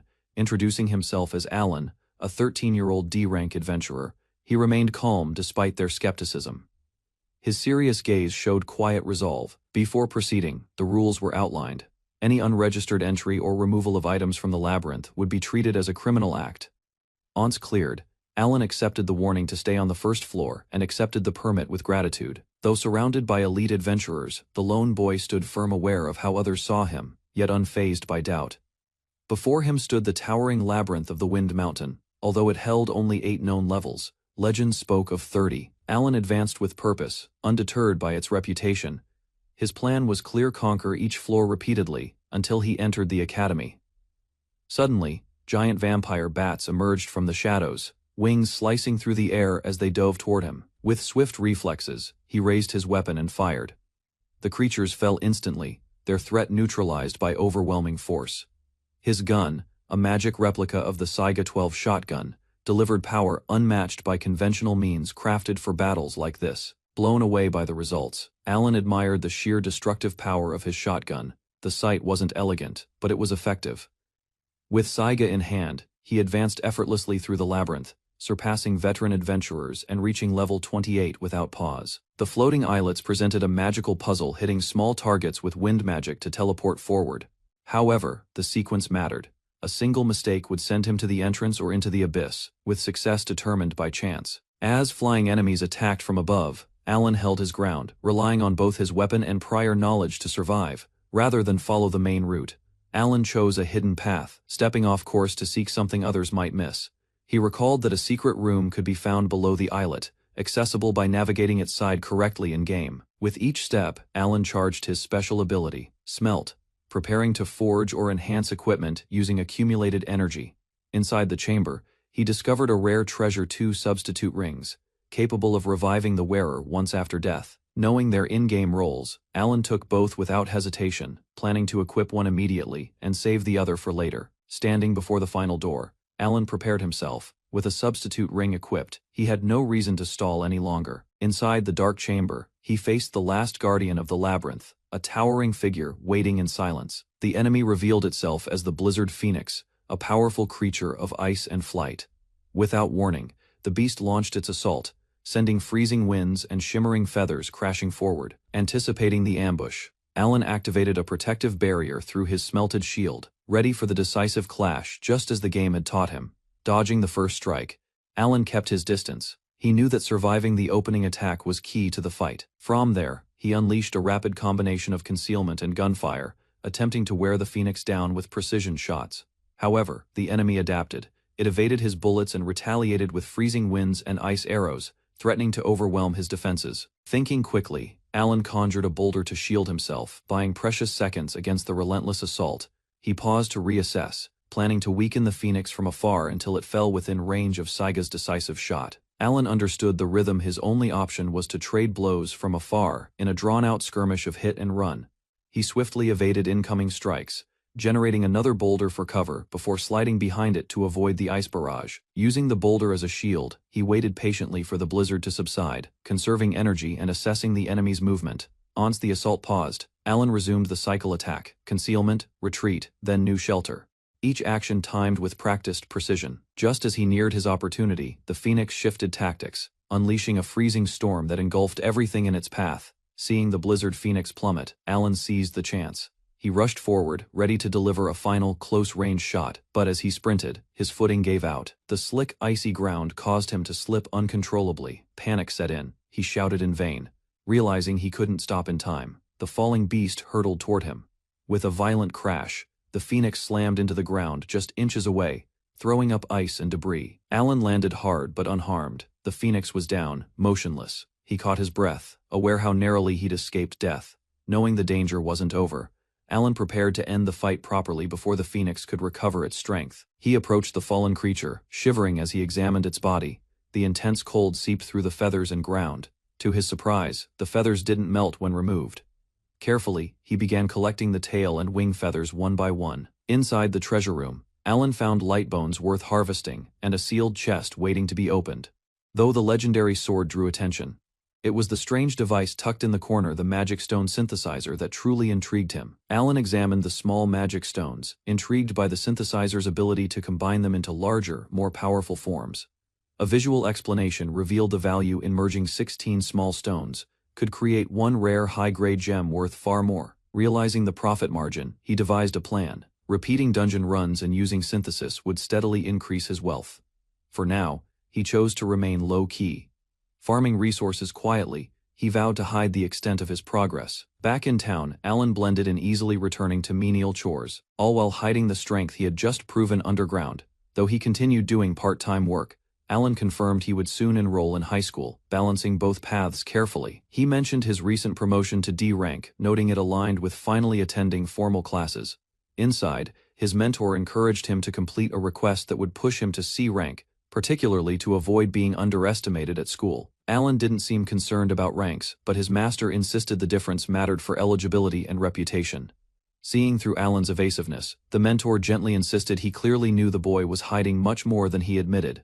Alan hesitated to explain himself. He didn't want anyone discovering his fighting style reliant on guns and concealment magic.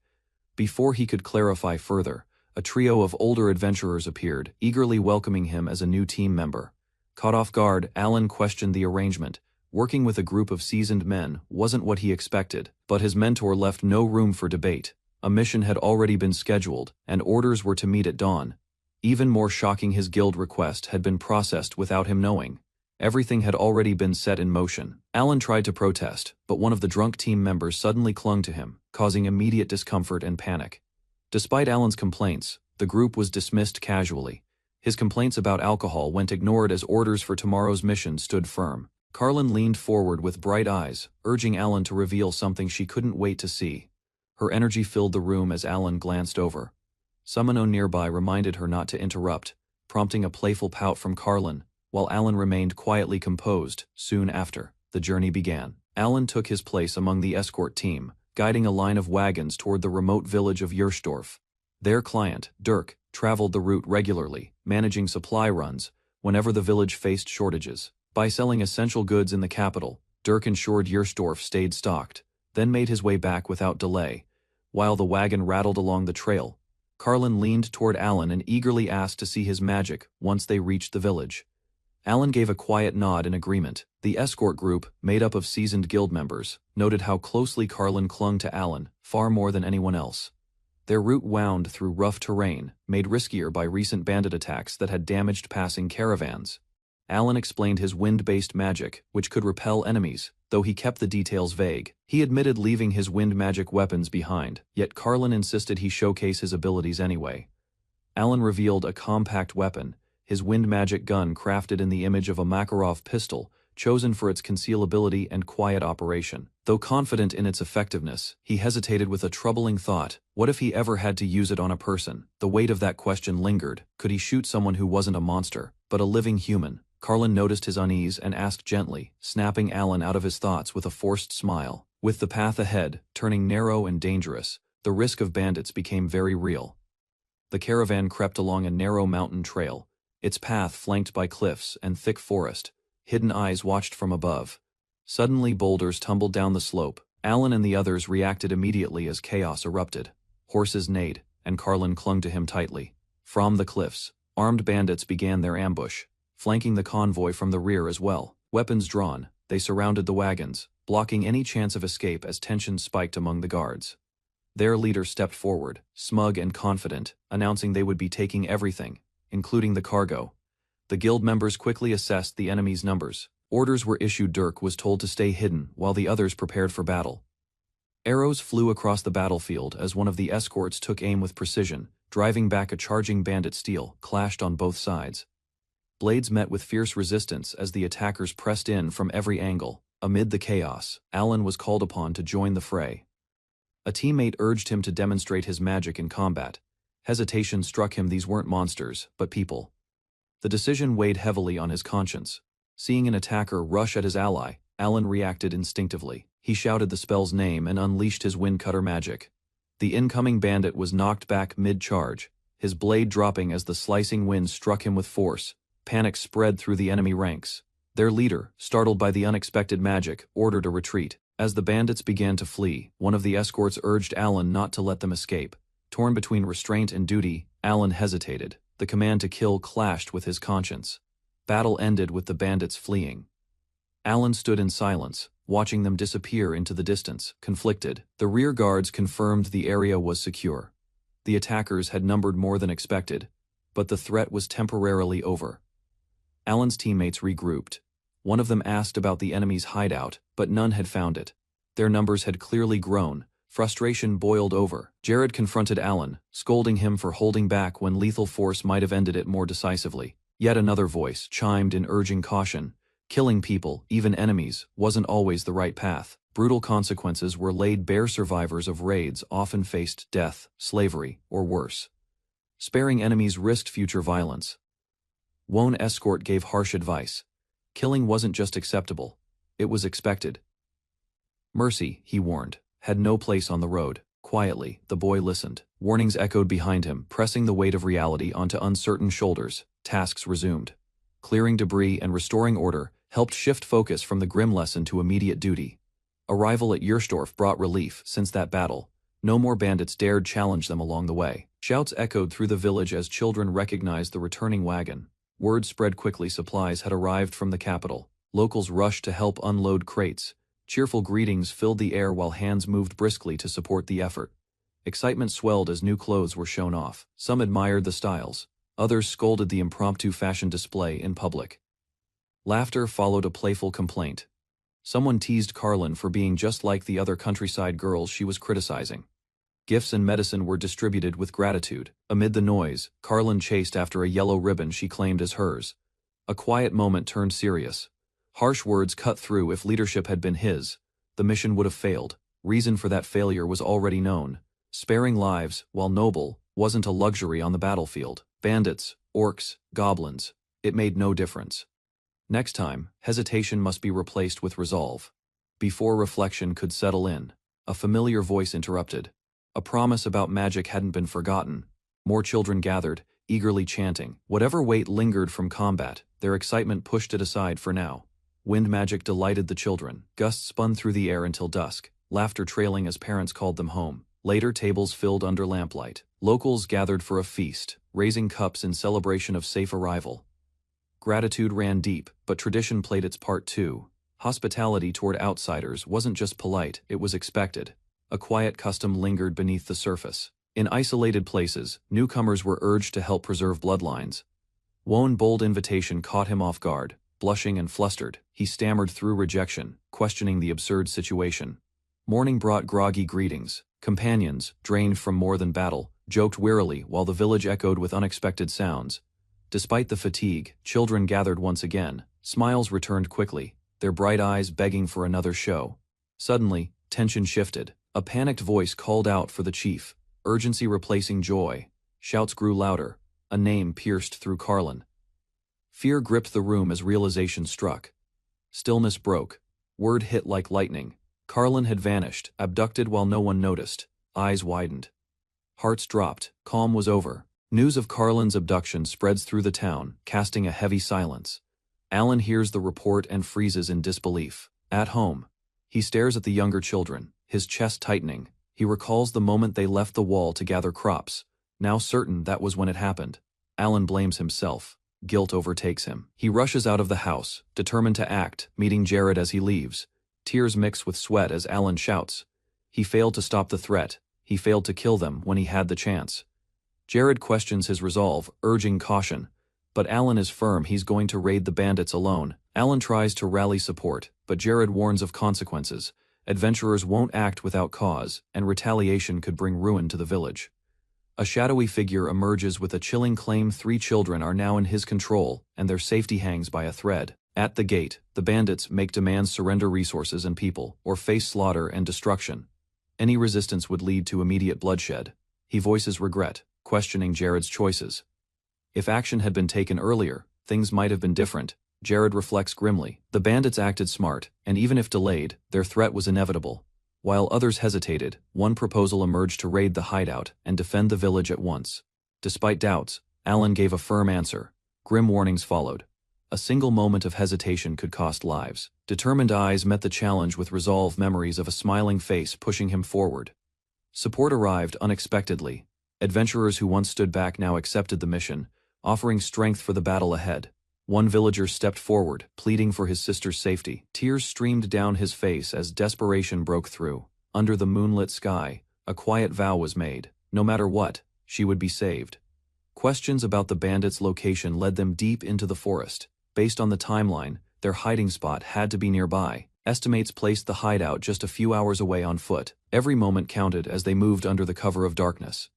From a hilltop vantage point, a sweeping view revealed likely hideout spots nestled in the distant woods. A faint watchfire glowed near a known cave, once home to a previous gang. It likely housed around 30 men. Without hesitation, Alan planned to infiltrate. Doubts were cast, but his decision stood firm. Confidence replaced doubt.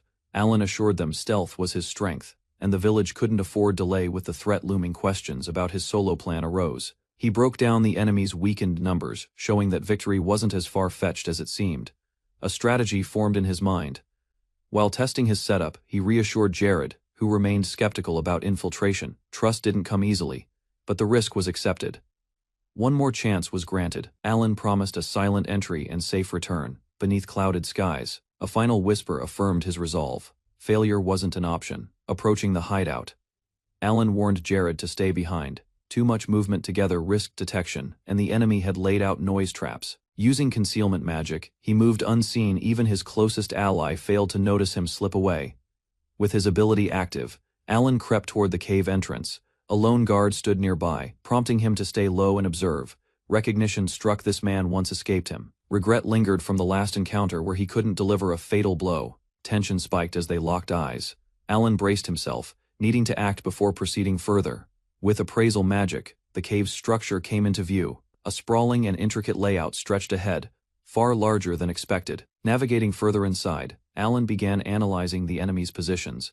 Understanding their patrol routes was crucial to proceed undetected. A three-way fork emerged deeper in. 13 men were already accounted for, heightening the risk with every step taken. In one chamber, several children sat behind iron bars unharmed for now. Relief came briefly, but Carlin was nowhere among them. Eyes shifted toward the sealed passage. Hope flickered that answers, and Carlin lay beyond that barricaded path. A sealed passage led to a deeper chamber. Supplies scattered outside hinted at its importance. Determination filled Alan's eyes. Heavy wooden beams blocked the way, but he found a route past them. Every step was deliberate, silence a necessity. Through a narrow opening, he spotted movement. What he saw twisted his expression into alarm. Carlin lay helpless under a man's weight. Fear and exhaustion marked her face. Alan's shock turned instantly to fury. Without hesitation, he struck. Rage powered his fist, delivering a crushing blow that echoed through the room. Blows landed without mercy. The assailant collapsed under the flurry of strikes, left motionless in the aftermath. Panting heavily, Alan glanced at the girl curled on the floor. Recognition and relief surfaced as he whispered her name. He extended a trembling hand, offering reassurance. She had endured enough. Escape would begin now. Without warning, Carlin clung to him, holding back sobs. A single word burst from her lips, filled with desperation and love. Caution returned quickly. A soft reminder to stay quiet followed. She nodded, swallowing her fear.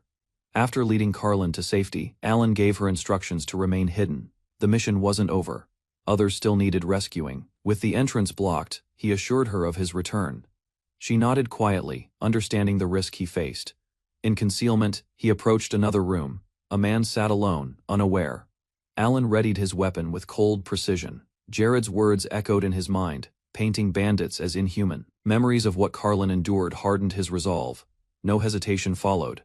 A silenced shot rang out, ending another threat in grim silence. Softly, Alan reached the cell and signaled the children. Hope flickered in their eyes as he whispered his promise. With Carlin by their side, the rescued kids followed closely. Alan quickly counted their number and kept track. 2 enemies already down. 11 still remained. Before moving forward, he instructed them to brace themselves. A barricade needed sealing from within, cutting off escape. Elsewhere, bandits noticed something wrong. Confusion grew as they questioned the sealed chamber hiding their leader. Alan stood guard before a carved emblem, tension rising. Unfamiliar markings hinted at something more than just a hiding place. A brilliant flash erupted from the carved seal.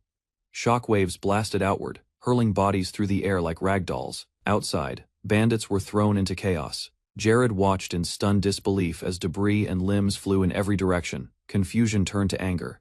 Jared stormed in, demanding an explanation. Alan, calm and focused, confirmed it was the signal. The aftermath revealed groaning survivors.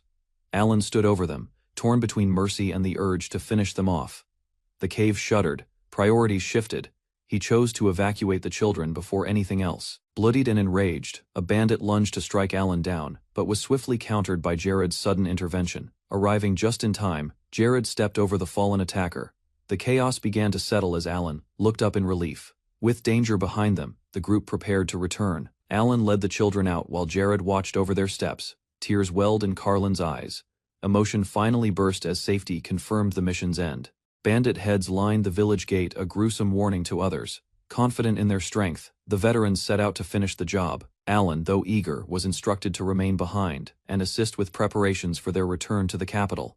Inside the bandits' hideout, the remaining enemies were put down. The seniors acted without hesitation, bound by duty more than emotion, recalling his own experience. Alan accepted the blood on his hands. As the wagon rolled to the gate, Alan climbed aboard. The journey to the capital and to whatever came next was about to begin. As Alan prepared to leave, he was approached by Carlin and the village children. With the bandit mission complete, Alan set out once more. He promised to return someday, leaving the village behind as he climbed aboard the wagon. By the age of 15, Alan had already achieved the rank of C-class adventurer, earning recognition as the youngest to do so. Before his departure, he shared a quiet moment with a close companion, receiving words of encouragement and a sincere wish for luck. Dressed in uniform and determination, Alan stepped into a new chapter ready to face whatever awaited beyond the gates. Alan stepped onto the Royal Academy grounds, his heart steady. Before him stood the grand campus of the Royal High School, his new beginning. As he joined the incoming students in the grand auditorium, the staff announced that only 39 had been accepted this term. Among them was Alan. Despite hoping for Class B, Alan was assigned to Class A dominated by aristocrats. Knowing the rules, he understood that speaking out of turn as a commoner could cause problems. Surrounded by nobility, Alan kept his distance until a noble girl named Anastasia walked in, turning every head in the room. Among the noble students, one figure stood out. Anastasia's elegance and commanding presence captivated Alan more than the grandeur of the school itself. He couldn't be sure, but it felt like she glanced in his direction. Around her were other elite students: Oscar, the refined heir of Wilmot, and Marcus, a brilliant scholar. More prestigious names filled the room: Leonardo, son of the Imperial Guard commander, and Claude, a royal prince gifted with divine strength. The nobles quickly noticed Alan. Their remarks made light of his commoner status, but he responded calmly, unfazed by their mockery. As another powerful student entered the hall, Alan's attention shifted. The arrival of Crown Prince Karl Heinz drew every eye. His confident stride and noble aura made it clear why others viewed him with awe. Alan's focus shifted as a girl approached. Her calm, graceful presence stood out, stirring a quiet curiosity within him. She introduced herself as Amy von Braze, a fellow student. Her warm smile caught Alan off guard. Amy revealed she was also a commoner and remembered Alan from their earlier school. She admired his perfect academic record. Choosing a seat beside him, Amy invited conversation. Alan, surprised yet grateful, agreed to talk until the ceremony began. Alan reflected on the entrance ceremony, realizing how distracted he'd been. This moment was meant for Amy, the heroine of the story. Amy's smile stunned him. She embodied everything expected of a game heroine: charming, cheerful, and effortlessly radiant. Orientation passed in a blur. A week later, Alan settled into the dorms and exchanged brief words with his mother before parting. Despite appearances, Alan felt isolated. No one spoke to him. Surrounded by nobles, he sat quietly, completely alone. Meanwhile, Amy walked confidently beside the crown prince, her story progressing while Alan remained a background character. School rules demanded that commoners bow silently to nobles in hallways. Alan followed the protocol without complaint. While classes finally began, Alan noticed Amy no longer acknowledged him. The initial kindness she'd shown had vanished. During lessons, instructors emphasized that mastering magic required not only activation, but precise control and awareness. An outdoor lesson soon followed. The teacher asked who could already use magic, prompting students to reveal their capabilities. Alan observed fewer hands than expected. Despite assuming magical proficiency was required, not many seemed confident enough to respond. During the magic training session, the instructor asked the crown prince to demonstrate. Karl Heinz accepted confidently, eager to show off his skill. With a glowing orb forming in his hand, the prince confirmed the task and prepared to attack. His flame magic sparked to life. He launched the spell with precision, striking the target dead center. Applause followed as the teacher praised his flawless execution. Next, Anastasia was called forward. The instructor moved on to another element of magic control and attribute use. Focused and intense, Anastasia activated her spell. Her magic shimmered with power, drawing everyone's attention to her growing strength. Anastasia unleashed a powerful attack, destroying the reinforced target with ease. Her display left the audience stunned. The crown prince, humiliated by the comparison, shouted at her in frustration. His pride had been wounded in front of everyone. He claimed to have held back, accusing her of showing him up. Anastasia rejected his complaint without hesitation. Fueled by anger, the prince released an intense burst of magic, ignoring warnings. As the energy spiraled out of control, a violent explosion erupts during the practical exam, sending shockwaves through the arena. Amid the chaos, the crown prince recoils, while a resolute girl steps forward, hand raised, channeling a spell. In an instant, a towering wall of water rises, shielding the students from the oncoming blast. Screams echo as debris crashes against the magical barrier. Once the smoke clears, the prince is found collapsed, prompting a surge of panic among his peers. One student kneels beside him. Ami quickly begins treatment, her healing magic glowing softly. Concern tightens her brow. Regaining consciousness, the prince stares at his hand. Awestruck, his gaze drifts to Amy. Realization dawning, Amy reaches out with concern, checking the crown prince's condition as he regains full consciousness. Lowering her gaze, Amy blushes, revealing that her actions were motivated by loyalty to someone else. Her humility stands in contrast to the praise she receives. Meanwhile, others reflect on the outcome, relieved that the prince suffered only minor injuries. Quiet speculation begins had Amy truly altered the original course of events. Time passes, and the bond between Amy and the prince visibly strengthens. Their closeness deepens, yet jealousy festers. Whispers of her origins turn cruel, and Amy begins to face targeted bullying. Anastasia reappears at the academy, accompanied by girls once believed to have vanished after civil unrest. Their presence draws immediate attention. Confronting a group of students, Anastasia reprimands them harshly for gossiping, reminding them of their duties as nobles. Her stern tone silences them. Meanwhile, Amy quietly notices the shift in atmosphere. Feeling isolated, she wonders why her peers have started avoiding her. Behind closed doors, rumors spread further. Some accuse Amy of manipulating others through charm to gain favor with the prince and others. Observing the situation, one student reflects on how different Amy feels from the version he knew in the original game. Amy quietly endures her loneliness, reflecting on her position once a commoner, now thrown into aristocratic society, targeted by bullies and suspicion. Within the academy, factions have clearly formed. Anastasia leads one, the crown prince the other. Amy, however, stands alone with no allies. Despite this, Anastasia keeps hostilities at bay. Her own faction is small, but she restrains them from escalating the conflict. Meanwhile, the crown prince's side shows little affection for Amy.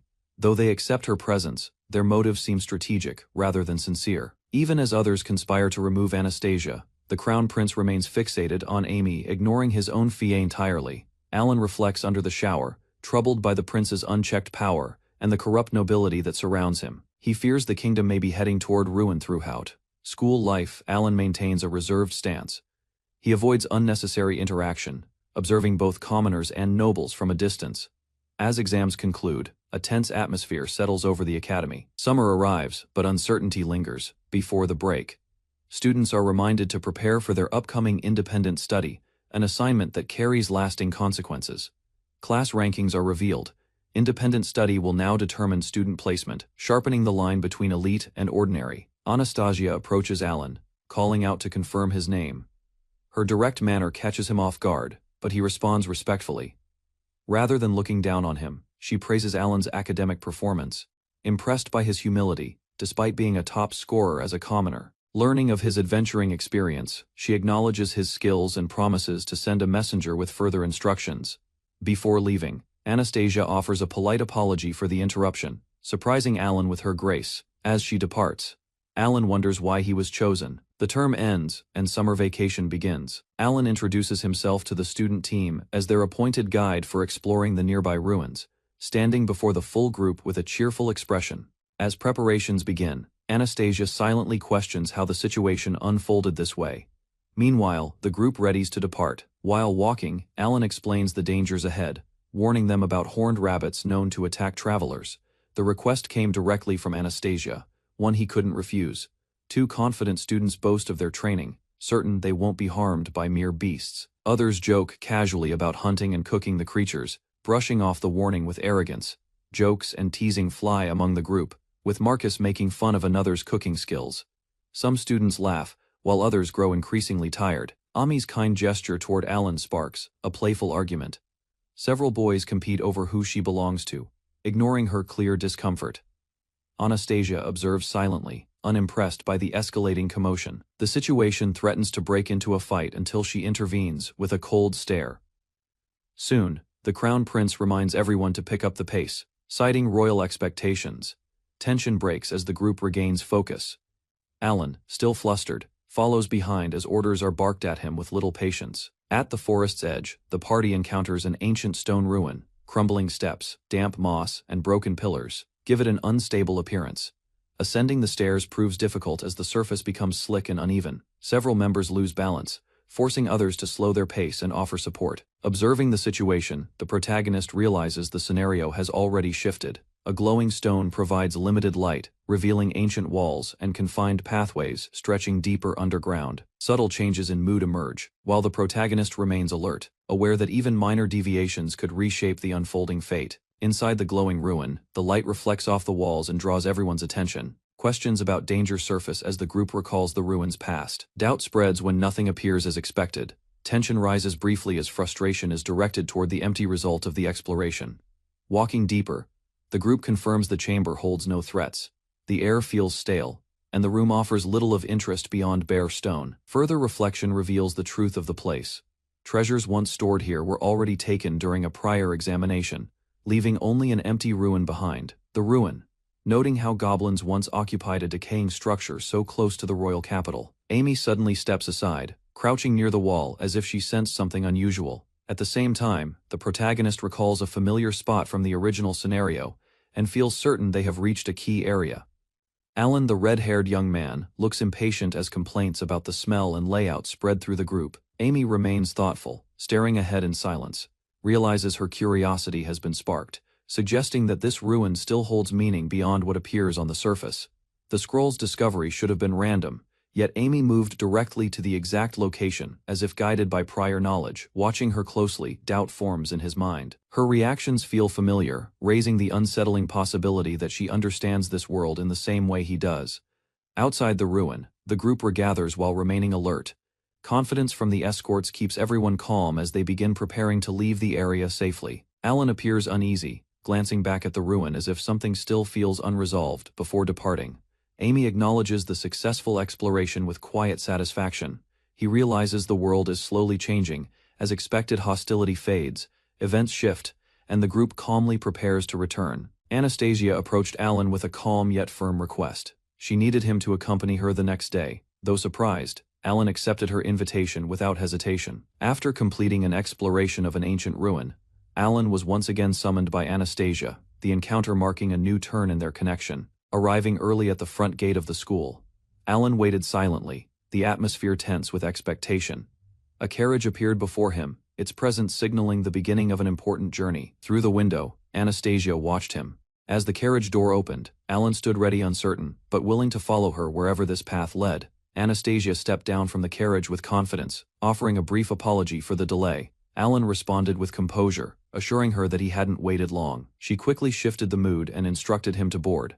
Attempting to take the driver's seat, Alan was gently corrected and redirected inside the carriage. As the carriage rolled through the busy streets, she expressed gratitude for Alan's assistance during their previous outing. Seated across from her, Alan listened carefully as Anastasia explained their next destination, a visit to gather insight from experts for an important report. Anastasia explained her plans to consult specialists versed in the labyrinth's history and the recently discovered ruin.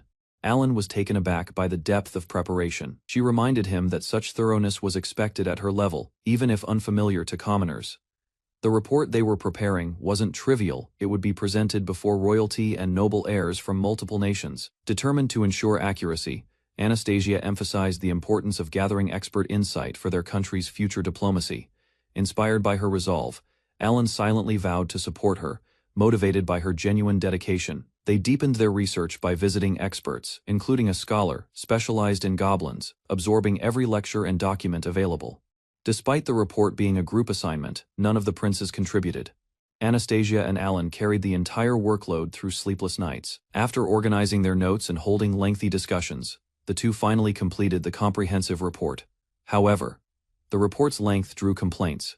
A noble demanded a summary, dismissing their effort with a 3-minute limit. Indifferent and pressed for time, he insisted on a simplified explanation, ignoring the depth and dedication poured into their work. Alan admitted that reading dense reports on the spot was inconvenient, offering a casual excuse to delay deeper engagement. Anastasia, visibly displeased, reminded him they were equals, not subordinates. His dismissive tone didn't go unnoticed.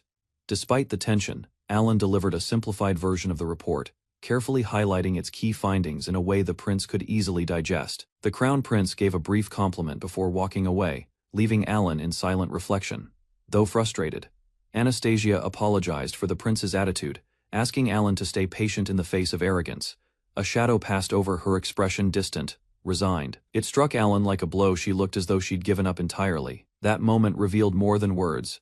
She seemed like someone who had accepted her role as a tool in a political game, bound by duty. News of the report's quality spread quickly, earning approval from teachers and officials alike. While praise poured onto the prince, Alan was labeled as an idle bystander, despite doing most of the work. Staring out the window, Alan muttered a plan once winter came. He'd end this charade himself. As summer faded, the crisp wind of autumn settled in. Time moved forward. bringing change neither could avoid. Posters for the cultural festival appeared. Students buzzed with excitement, chatting about booths and group projects in every corner. Participation was mandatory. While Alan had his own plan, he also kept an eye on certain people, expecting something to go wrong. Anastasia approached with an offer to assist her again, but Alan had already submitted his entry. Though surprised, she smiled and wished him well. Her voice was warm, but something behind her eyes remained distant. No longer obligated to join any group, Alan chose to keep his distance until the moment he needed to act arrived. Hidden by a concealment spell, he quietly observed the preparations. Amy naturally took charge while others followed her lead. As feared, Anastasia stood isolated, ignored as the group favored Amy's suggestions and presence. Instead of being treated as a partner, she was asked to serve tea, her talents overlooked, her voice dismissed. Amy's tone was patronizing, her smile smug. She assumed Anastasia had nothing better to do than serve those who excluded her.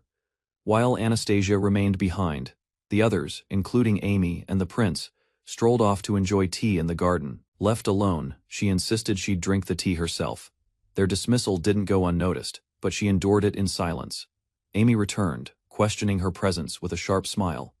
Her tone suggested Anastasia's efforts were meaningless. With a smug expression, Amy mocked her composure and warned that Carl would grow tired of her cold demeanor. She claimed the nation too, longed for a more graceful queen, someone charming, agreeable, and nothing like Anastasia. Amy leaned closer with a mocking grin, urging Anastasia to smile, pretending concern while ridiculing her dignity. Behind the facade, tension thickened. Amy's words stung, and Alan, watching from afar, recognized how the situation had veered off the original game's path. A reminder of hierarchy was quickly thrown at Anastasia. Fellow students used social rank to silence her, rejecting the idea of equality. She countered, pointing out Amy's hypocrisy. Her actions with Carl weren't innocent either. The confrontation escalated. When insults turned personal, Anastasia rose. Alan rushed in, unable to stay silent any longer. Prince Carl burst in, siding with Amy without hesitation. He scolded Anastasia, claiming she had no right to challenge Amy. With finality, he ended the discussion and dismissed her. No room for argument, his decision was made. Left behind, Anastasia quietly gathered documents and materials. No words of protest escaped her lips. In the corridor, Amy confronted her with a venomous smirk, mocking her loss, the engagement, the prince, everything now out of reach. As she walked away, Amy's parting words struck deep. Serves you right. It wasn't victory, it was cruelty. A sudden slap echoed in the hallway. Anastasia's face stung with shock as Amy stepped back, satisfied with the blow. Before the tension escalated further, Alan appeared. With light sarcasm, he cut in, pretending not to notice the hostility. Ignoring the sting, Anastasia turned to Amy. Her voice steady, she reminded her rival of the prince's status and the responsibility that came with it. She spoke with conviction. Amy's conduct disrespected nobility. Alan backed her up, eyes sharp with silent judgment. Left stunned, Amy muttered in disbelief. A background nobody had just undermined her control, and she couldn't understand how. Alan realized the incident's timing had changed. The slap, once a key turning point in the game's collapse, had been avoided, despite his experience. This shift was unfamiliar, even in extra mode. This wasn't expected. He confirmed Amy was another reincarnator. Her actions could lead to the city's downfall. He resolved to stop her. Amy introduced herself with pride, claiming the title of the world's chosen heroine. Life had not always been so grand. After a harsh accident left her unconscious, memories from another world began flooding back into her mind. She soon recognized her surroundings, a perfect replica of the Otome game she once adored. In her former life, Amy had been a lonely girl, neglected by classmates, and consumed by fantasy. A fatal accident had ended that bleak reality. Now, she saw this new world as a gift, a reset. Reborn within the game's narrative, Amy embraced her second chance as the true heroine. Amy and her mother were welcomed into the Bray's Baron household. The truth of her bloodline emerged. She was the Baron's illegitimate daughter. Overcome with excitement, Amy believed her future was secured. Lavish gowns, a castle life, and attention from charming suitors felt within reach. Determined to follow the game's romance path, she entered high school with high expectations. News spread quickly. Commoners had ranked at the top of the entrance exams. Nobles grew suspicious and requested background investigations. Alan, the second-place student, had endured poverty and hardship. Meanwhile, Amy, now third, was noted for her healing gift and noble connection. Suspicion grew among the nobles regarding Alan's background, Despite being a commoner, he had achieved unusually high exam scores and attracted attention. The possibility of foreign influence or political manipulation surfaced. Rather than act hastily, the ducal family decided to observe him for now. During the entrance ceremony, new students began to take their seats. Formality filled the hall as the school year officially began. Alan's appearance raised quiet concern. Though unremarkable, at first glance, his presence drew a calculating stare from one of the nobles. Determined to protect the prince, the girl grew wary. The seemingly harmless student might not be ordinary after all. Some students recognized Alan from the commoner's school. His academic brilliance had been known, though few expected to see him here. Amy approached him boldly, asking to sit beside him. While outwardly friendly, she quickly judged him too dull to be useful romantically. Amused, she decided to keep him around as a minor helper. In her mind, Alan posed no threat, yet her focus soon shifted elsewhere. The crown prince stood beside Amy. Though their engagement was political, their closeness drew silent resentment from another noble, fearing disaster. The noble girl watched warily. If the prince remained under Amy's influence, the entire kingdom might be at risk. Anastasia stood firm in her belief she had a duty to guide the prince. If ignored, the consequences would fall upon the kingdom's people. Meanwhile, Amy demonstrated her healing ability, using a basic blessing to tend to the prince's injuries after an incident. Though slow, the spell worked. His recovery strengthened his trust in Amy, much to Anastasia's growing unease. Surrounded by admirers, Amy basked in attention. Suitors praised her beauty and charm, and romance flags bloomed around her effortlessly. To Anastasia, Amy's rise felt unjust, born with nothing, yet gaining everything the very path meant for a queen, now seemed threatened. A tragic fate awaited the noble girl betrayed, dishonored, and left to suffer the consequences of a shattered engagement. In the present, the final exam results were revealed. Alan took first place, but what shocked many was Anastasia's unexpected second-place ranking. She reflected on her failure, blaming her distraction over the prince and another woman. Alan's silent efforts had surpassed her own. Accepting reality, she acknowledged the unchangeable gap between royalty and commoners. Determined to move forward, she focused on her studies and summer research.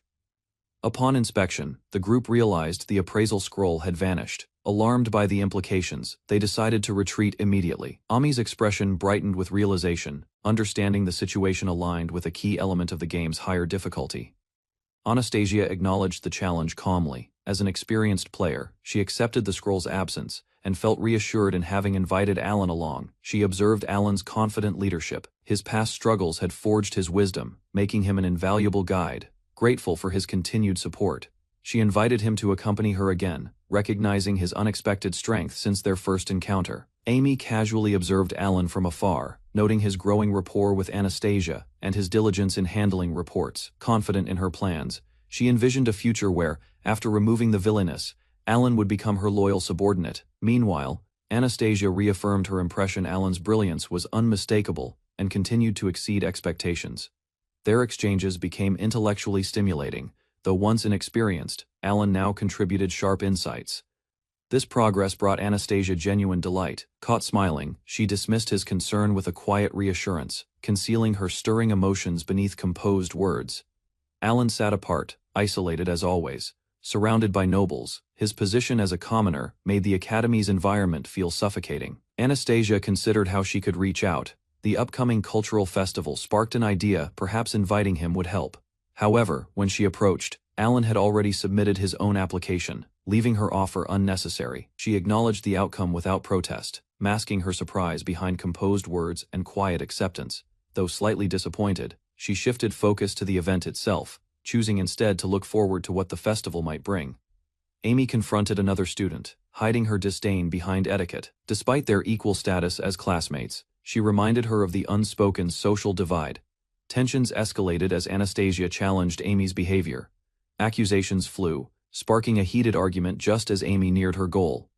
In a moment of provocation, Anastasia lost her composure. As she raised her voice, Carl intervened, demanding an explanation. He dismissed Amy's excuses and urged her to leave. Though Amy masked it with a smile, her plan had misfired slightly. Undeterred, she decided to push forward, eager to finish what she started. Amy confronted Anastasia with a cold smile, mocking her loss with a cruel question about her stolen fiancé. Her words dripped with malice. Without remorse, she sneered, claiming that Anastasia deserved the humiliation. Provoking further, she challenged Anastasia to retaliate, promising to repay her anger many times over, eager to escalate the conflict. Just as tension peaked, a loud sneeze interrupted them, cutting through the charged moment unexpectedly. Alan's sudden appearance stunned both girls. While Anastasia questioned his timing, Amy's scowl deepened, her plans once again disrupted by the same mob. Stepping aside, Alan's presence diffused the moment. But Amy's clenched expression revealed her fury victory had slipped from her grasp. A reminder rang out: His Highness wasn't someone to be toyed with.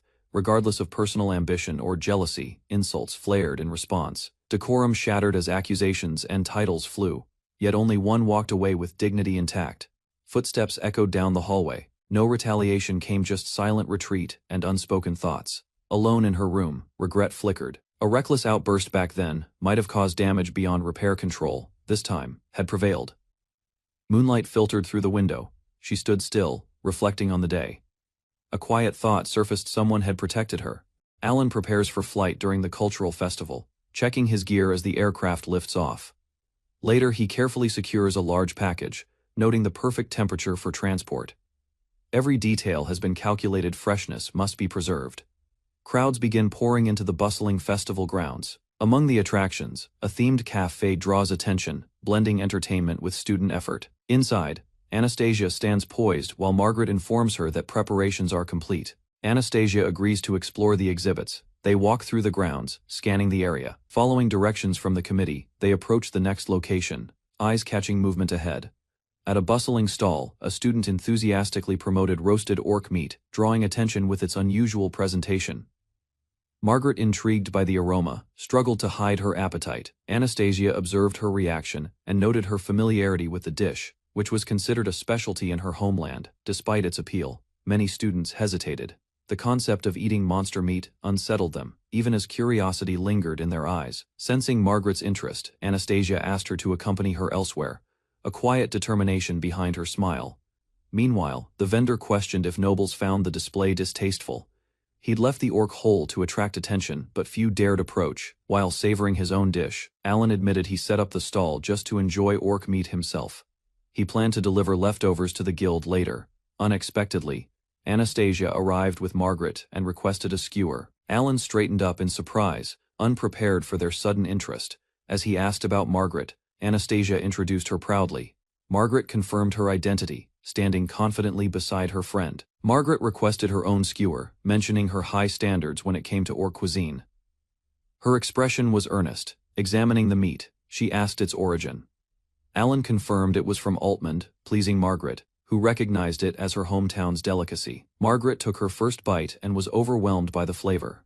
The texture was crisp yet tender, seasoned only with salt, making every bite unforgettable. Anastasia questioned the source of the premium meat. Margaret admired the quality and affordability, noting how perfectly it had been prepared. Alan responded vaguely, hinting at a secret method of acquisition. Though he avoided specifics, he admitted to using his adventurer status to make it possible. Margaret confidently evaluated the meat's traits. Its firmness and lack of odor confirmed its freshness and high grade. Watching her enthusiasm, bystanders grew curious. Her vivid praise and reaction drew more attention than the meat itself. As the enticing aroma spread, students began crowding the stall. Alan received rapid-fire orders, trying to keep up as demand soared. With the crowd building, Margaret suggested they leave. Anastasia nodded in agreement, watching Alan get busier by the minute. Before departing, they exchanged smiles. Alan thanked them sincerely, while Margaret teased him about how fun the encounter had been. Alan invited them back for the orc dismantling show. Margaret declined, but Anastasia, curious, entertained the idea briefly. Despite the rush, Alan still wondered about Anastasia's group. He planned to visit them once the afternoon slowed down. Thanks to the crowd drawn by Anastasia and Margaret, Alan managed to sell out by morning. With the shop closed, he decided to explore the festival. His first stop was the exhibit hosted by Anastasia's group. Curious, and with time to spare, he stepped inside. Surprisingly, the room was empty. There was no receptionist, and the displays stood unattended. He skimmed through the exhibition, which depicted a commoner's diet in the royal capital, an elaborate spread labeled as typical meals. The descriptions painted an idealized view: children fed well, meals rich with vegetables and meat. Alan silently questioned its accuracy. Alan reviewed the remaining displays, noting their polished presentation of education and safety. While well arranged, something about it felt disconnected from reality. Nearby, another exhibit caught his attention, this one featuring embroidery. Intrigued, he paused to explore it before returning. To his surprise, Margaret greeted him warmly at the entrance. She invited him inside, revealing that this was her group's work. Inside, he found Anastasia, dressed in traditional attire. Her sudden presence caught him off guard. Anastasia explained her situation. After being removed from her original group, Margaret had welcomed her in to showcase her embroidery. Despite her disappointment, encouraged Alan to explore the room. She redirected her focus toward broader thoughts of the country's future. Margaret proudly pointed out her piece. Alan, though unfamiliar with embroidery, admired the complexity of her floral patterns. He continued through the display. The delicate stitching on each garment reflected nobility and care. All of it beautifully done. She revealed another piece, Anastasia's. Its simple charm stood out, depicting a plate with fruit and dessert. Alan chuckled, admitting he got hungry just looking at it. The scene drew smiles all around. Caught off guard by the compliment, she lowered her gaze, cheeks flushed with emotion. A quiet icy escaped her lips. He quickly tried to rephrase his words, flustered by how strange they had sounded. She nodded, still unsure how to respond. Margaret reminded them it was nearly time to head for the auditorium. A sense of closure settled over the group. Before leaving, she grew self-conscious about her chosen artwork. Embarrassed, it revealed her sweet tooth. He thanked them and quietly took his leave. Inside the auditorium, the cultural festival's final results were about to be revealed. Anticipation filled the air. Crown Prince Karl-Heinz and his group presented their award-winning exhibit. Their focus was the poor, portrayed through interviews and staged visuals. As they accepted the award, the prince credited the idea to Amy, smiling for the crowd while expressing gratitude. Alan remained still, his gaze fixed on a plate of untouched food, intended to depict poverty. It had likely been discarded without thought. Disappointment sank in. That speech, shallow and hollow, came from the future king. Something was deeply wrong, but one crisis remained. The condemnation of Anastasia loomed. Winter was coming, and Alan had to act. Sitting alone, he recalled the original plot. In the game, Anastasia and her followers harassed the heroine, culminating in a violent fall down the stairs. Things were unfolding too fast. The relationship between Karl and Anastasia had already dissolved, diverging from the expected route. Despite the timeline, Anastasia hadn't done anything. Yet in the original scenario, her actions were scripted as unavoidable. If no harassment occurred, there would be no basis for her exile. That single event was the linchpin. He held on to hope. Without conflict, the engagement could simply end, and Anastasia might finally find her own happiness. Gossip spread quickly. Rumors accused Anastasia of stealing Amy's pen and setting it on fire out of jealousy. He froze.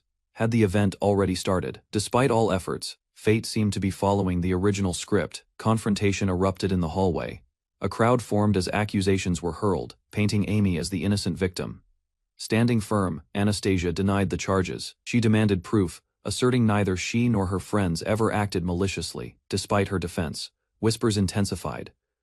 Alan watched silently, realizing just how deeply the narrative was sinking in. Leonardo reached out to stop her, but she pulled away coldly. As a duke's daughter, she reminded him of their status gap. Frustration rose. He barked accusations, demanding a guilty plea. She countered sharply, refusing to bow to pressure. Suddenly, Alan stepped in. Calmly, he interrupted the scene and urged everyone to return to class, diffusing the rising hostility. Before Anastasia could respond, he excused himself. She watched him go, conflicted but grateful. Doubts lingered in Alan's mind. Had Amy orchestrated the incident? If so, the event's path toward condemnation might be unavoidable. Amy smirked, quietly delighted. Everything was following the game's script.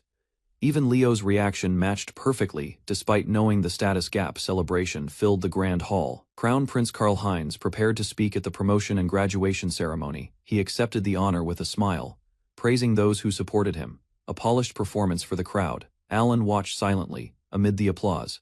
A classmate called out to him, introducing the girl at his side. She smiled warmly. Isabella von Leeuwenberg would be joining his class next term. Alan, however, sensed his time here might be limited. The Crown Prince praised his companions and claimed his achievements were thanks to their support. With a confident tone, he prepared to deliver an unexpected announcement. In front of the crowd, he called Anastasia's name. Alan stiffened as she stepped forward, sensing the start of the condemnation. Before the gathered students, Anastasia faced the prince, who declared their engagement was over. Anastasia remained composed. Calmly, She questioned whether the prince truly understood the responsibilities of nobility or the nation's future. Meanwhile, Amy looked confused as another student goaded her to express more outrage. The prince angrily insisted she was misunderstood. He then embraced Amy, praising her kindness and healing powers while calling Anastasia rotten. Others joined in, eager to see Anastasia condemned, but Anastasia stood tall, asking if the prince would bear the consequences. Her response was unexpectedly calm, far from the predicted breakdown. From the steps above, sharp words were hurled at Anastasia, mocking her family's pride. Observers whispered about her supposed arrogance. Laughter erupted as the prince insulted her heritage, branding her lineage as lowly farmers unfit for nobility. Accusations continued from both the prince and Amy, while he insisted his insults were truthful. Anastasia calmly stated her objection not for herself, but for her family. Amy lashed out, calling her actions cowardly. In response, Anastasia suggested formal protest, masking her disappointment with composure. Choosing dignity, she turned away. Despite protests, she maintained control. The final question challenged her resolve and hinted at a deeper decision. Anastasia explained calmly that her gloves were not to be used for petty disputes. Her tone remained firm but composed. Mocking words echoed across the hall. The prince ridiculed her family's honor, claiming even her father failed in raising her. His arrogance stirred whispers from nearby nobles. Anastasia considered whether a duel was what he truly wanted, silently weighing her next step. She walked forward with unwavering resolve, ignoring Amy's jeers. Her silence held more power than any insult thrown at her. Finally, she cast the glove toward Amy's feet. The hall fell silent as the challenge was unmistakably made. Amy grinned with glee, convinced that Anastasia's defeat was certain. She saw the glove fall and misread the situation as a win. Rather than retaliating with emotion, Anastasia calmly questioned the insults thrown at her, unfazed by the provocation. Confusion spread as a duel was announced. Some students suspected Amy of orchestrating the setup.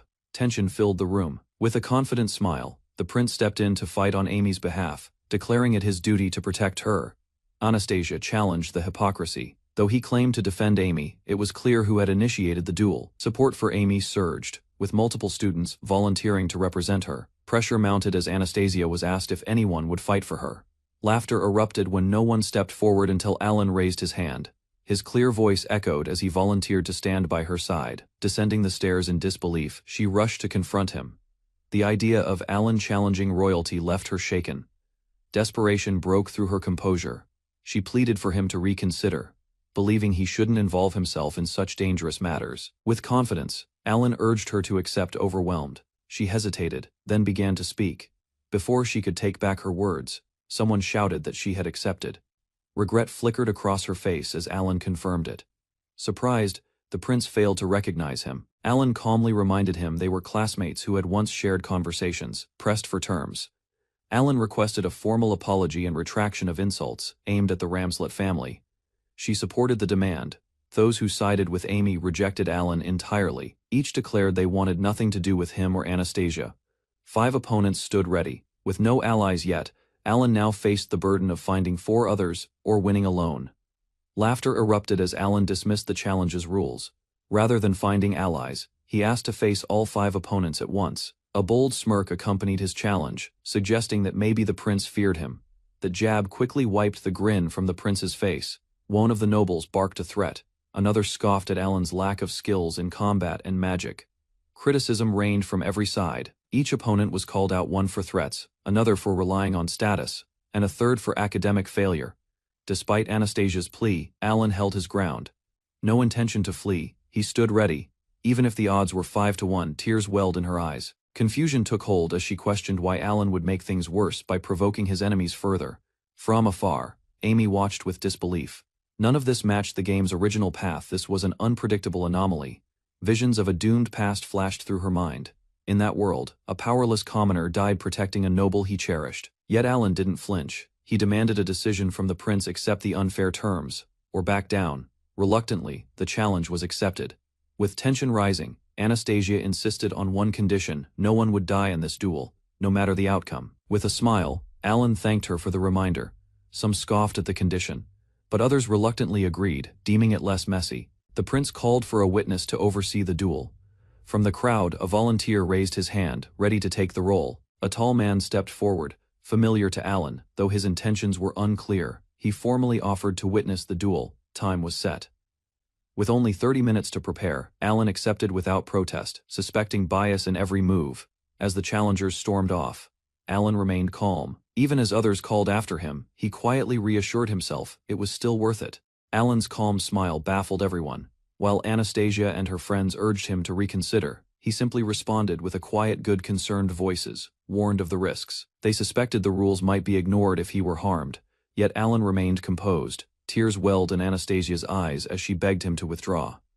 She couldn't bear to see someone with potential fall for her sake. He deflected the worry with a smile. Rumors of a young adventurer reached the group, and Alan revealed the truth. Was that adventurer the goblin and orc slayer, survivor of countless battles far from ordinary? Confidence shone on Alan's face. He reassured them with a calm farewell, claiming victory was already certain. Her breath caught as he walked away. Doubt, awe, and fear stirred behind her wide eyes. From the shadows, a girl watched. Confusion filled her thoughts. This scene wasn't part of the game she knew. Still, she clung to belief. Carl's victory was assured. Alan, in her eyes, remained a fool chasing affection. Regardless of outcome, she concluded one thing: Anastasia would suffer, either through defeat or by watching her protector fall. Amy watched with twisted delight, convinced the story would favor her. As the heroine, she believed fate itself was on her side. Gasps echoed when Alan stepped into view. Equipped with only a dagger, his entrance shocked the crowd, even as worried voices questioned his choice. He approached the arena confidently and addressed the prince without fear. Kneeling, he vowed to win not for pride, but for Anastasia. His sincerity left her speechless. The duel was officially declared with rising tension. Weapons were drawn. The world prepared to watch a commoner defy expectations. As the duel began, Amy's ally charged recklessly. Alan, standing calm and unarmed, slowly reached for his dagger with a quiet smile. In a flash, a massive explosion engulfed the field. Spectators gasped, stunned by the sudden overwhelming power. A dense smokescreen bursts across the battlefield as 3 students braced themselves. Weapons drawn, they face the cloud, uncertain of what lies beyond it. Chaos erupts among the spectators. Confusion spreads as they realize it's a smokescreen. Students squint through the clearing smoke. Visibility slowly returns. 2 figures lie unconscious on the ground, and more silhouettes emerge. As the smoke fades, a lone boy stands surrounded by fallen elites. Onlookers recognize the collapsed figures, royalty, and nobles, triggering alarm. Even Crown Prince Karl-Heinz and Marcus are down. Survivors cough and stagger. The atmosphere shifts. Something irreversible has just occurred. Alan reveals the unconscious figures on the ground, forcing everyone to witness the results of the clash. Pressuring a noble, he demands acknowledgement of his victory, holding a blade to a fallen student as others look on in shock. Among the crowd, Anastasia calls out to Alan, her expression mixed with disbelief and awe at his swift action. Before the battle began, Alan had activated a smokescreen and vanished using a stealth technique, catching his opponents off guard, blinded by smoke.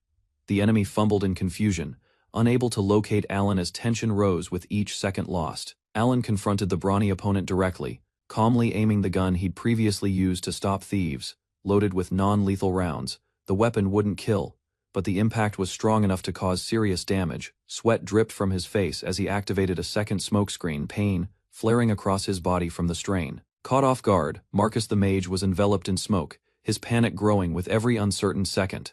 While the mage hesitated, Alan moved swiftly through the haze, preparing for his next target, Leonardo. Desperate to regain visibility, the swordsman called for wind to disperse the smoke.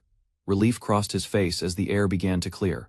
Meanwhile, Oscar, the elite archer, drew his bow amidst the coughing, hoping to land a clean shot despite the haze. However, even his skill couldn't overcome the obscured vision. His aim faltered, and frustration overtook him. Crown Prince Karl-Heinz, a powerful offensive mage, scoured the battlefield, furious and accusing others while searching for Alan. The prince swung his sword recklessly through the smoke, forcing Alan to hold back, wary of harming nearby students. News spread across the field. Leonardo, Claude, and Oscar had all been defeated. Spectators stood stunned at the scene. Gasps echoed through the crowd. One girl, overwhelmed, could only repeat her disbelief as tension gripped the onlookers. Alan stood silently among the chaos. Names of legendary talents echoed in contrast, yet none had managed to stop him. Tears filled her eyes as she cried out. Her world, once predictable, now teetered on the edge of collapse. Conflicted, Anastasia called Alan's name. Her voice trembled with awe and fear, questioning what he truly was beneath the surface. Alan stood firm before the crowd, explaining how Oscar had yielded and how the others were already down. Only two opponents remained. Marcus and the Crown Prince, both central figures in the nation's future, lay unconscious. In the game's world, their political roles were irreplaceable. Faced with defeat, Marcus resorted to veiled threats. He warned Alan of the consequences, trying to invoke his family's influence. Alan questioned his motives calmly, pointing out how he always used status when cornered. His words struck deeper than any blow. With unwavering resolve, he reminded Marcus of the truth behind the duel and challenged him to recognize the real injustice. Marcus tried to justify his actions, claiming it was to protect Amy, but Alan swiftly exposed the baseless accusation. Amy, watching from the sidelines, grew desperate. Her calls for Marcus to retaliate revealed her panic as the truth surfaced. Alan responded firmly, demanding an apology for the harm done to Anastasia. His words condemned Marcus's short-sightedness and pride. Suddenly, Alan delivered a decisive blow. Marcus staggered backward, the slap echoing louder than any magic could have. Lying on the ground, Marcus was declared defeated. Alan stood tall, and the broken glasses symbolized the end of the confrontation. Shock spread across the crowd as students whispered the commoner had already defeated 4 noble elites in succession. Alan shifted focus to the final opponent. Crown Prince Karl-Heinz, though still standing, was visibly shaken and weakened. The prince, sweating and furious, accused Alan of using cowardly tactics and demanded a fair fight without tools. Unfazed, Alan responded with composure. He reminded the prince that it was he who had forced Anastasia into this public duel. Karl-Heinz tried to justify his actions, but Alan pressed on, exposing the baseless nature of the accusations against Anastasia. Alan raised his voice before the crowd, declaring the accusations against Anastasia to be entirely unfounded and baseless. He explained how Anastasia had only filed a fair complaint, revealing that she had done nothing deserving of blame. Prince Karl-Heinz attempted to deflect responsibility, muttering a weak protest, while others began to question the truth behind Amy's role.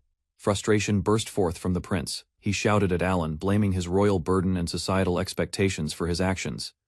His voice turned possessive and bitter. He confessed that Amy made him feel seen, his emotions twisting into obsession and delusion.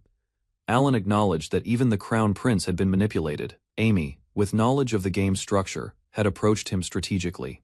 He turned to Anastasia, praising her for her loyalty and strength. Despite the engagement, she had worked tirelessly for the kingdom. But the prince had neglected her, choosing to chase other women. Alan's accusation struck hard as the prince tried to shut him down. Defensive and emotional, the prince lashed out. He claimed royalty came with burdens, unlike the freedom commoners enjoyed. Amy retaliated, mocking Alan's ideals. She insisted if commoner life was so noble, they should both run away and live it.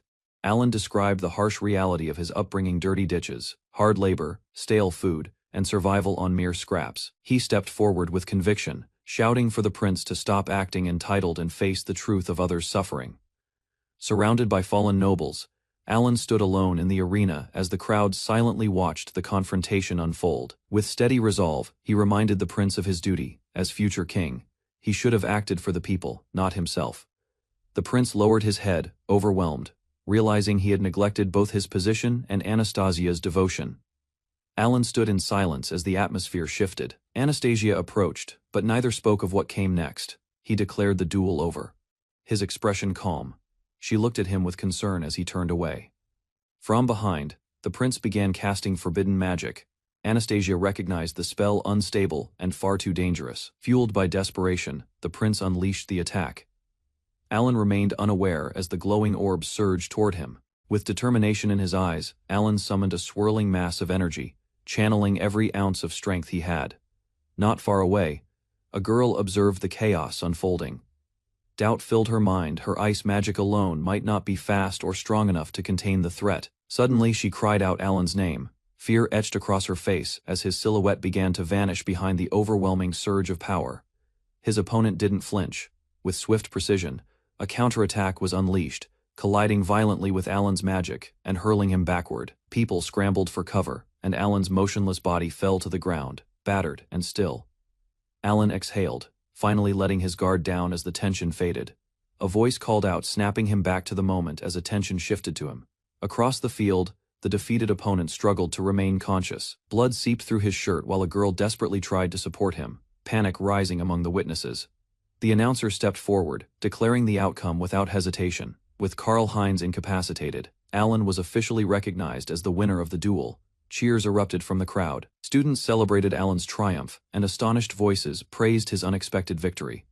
Among the spectators, a girl dropped to her knees. Her expression wavered, shocked, uncertain, and overwhelmed by the turn of events.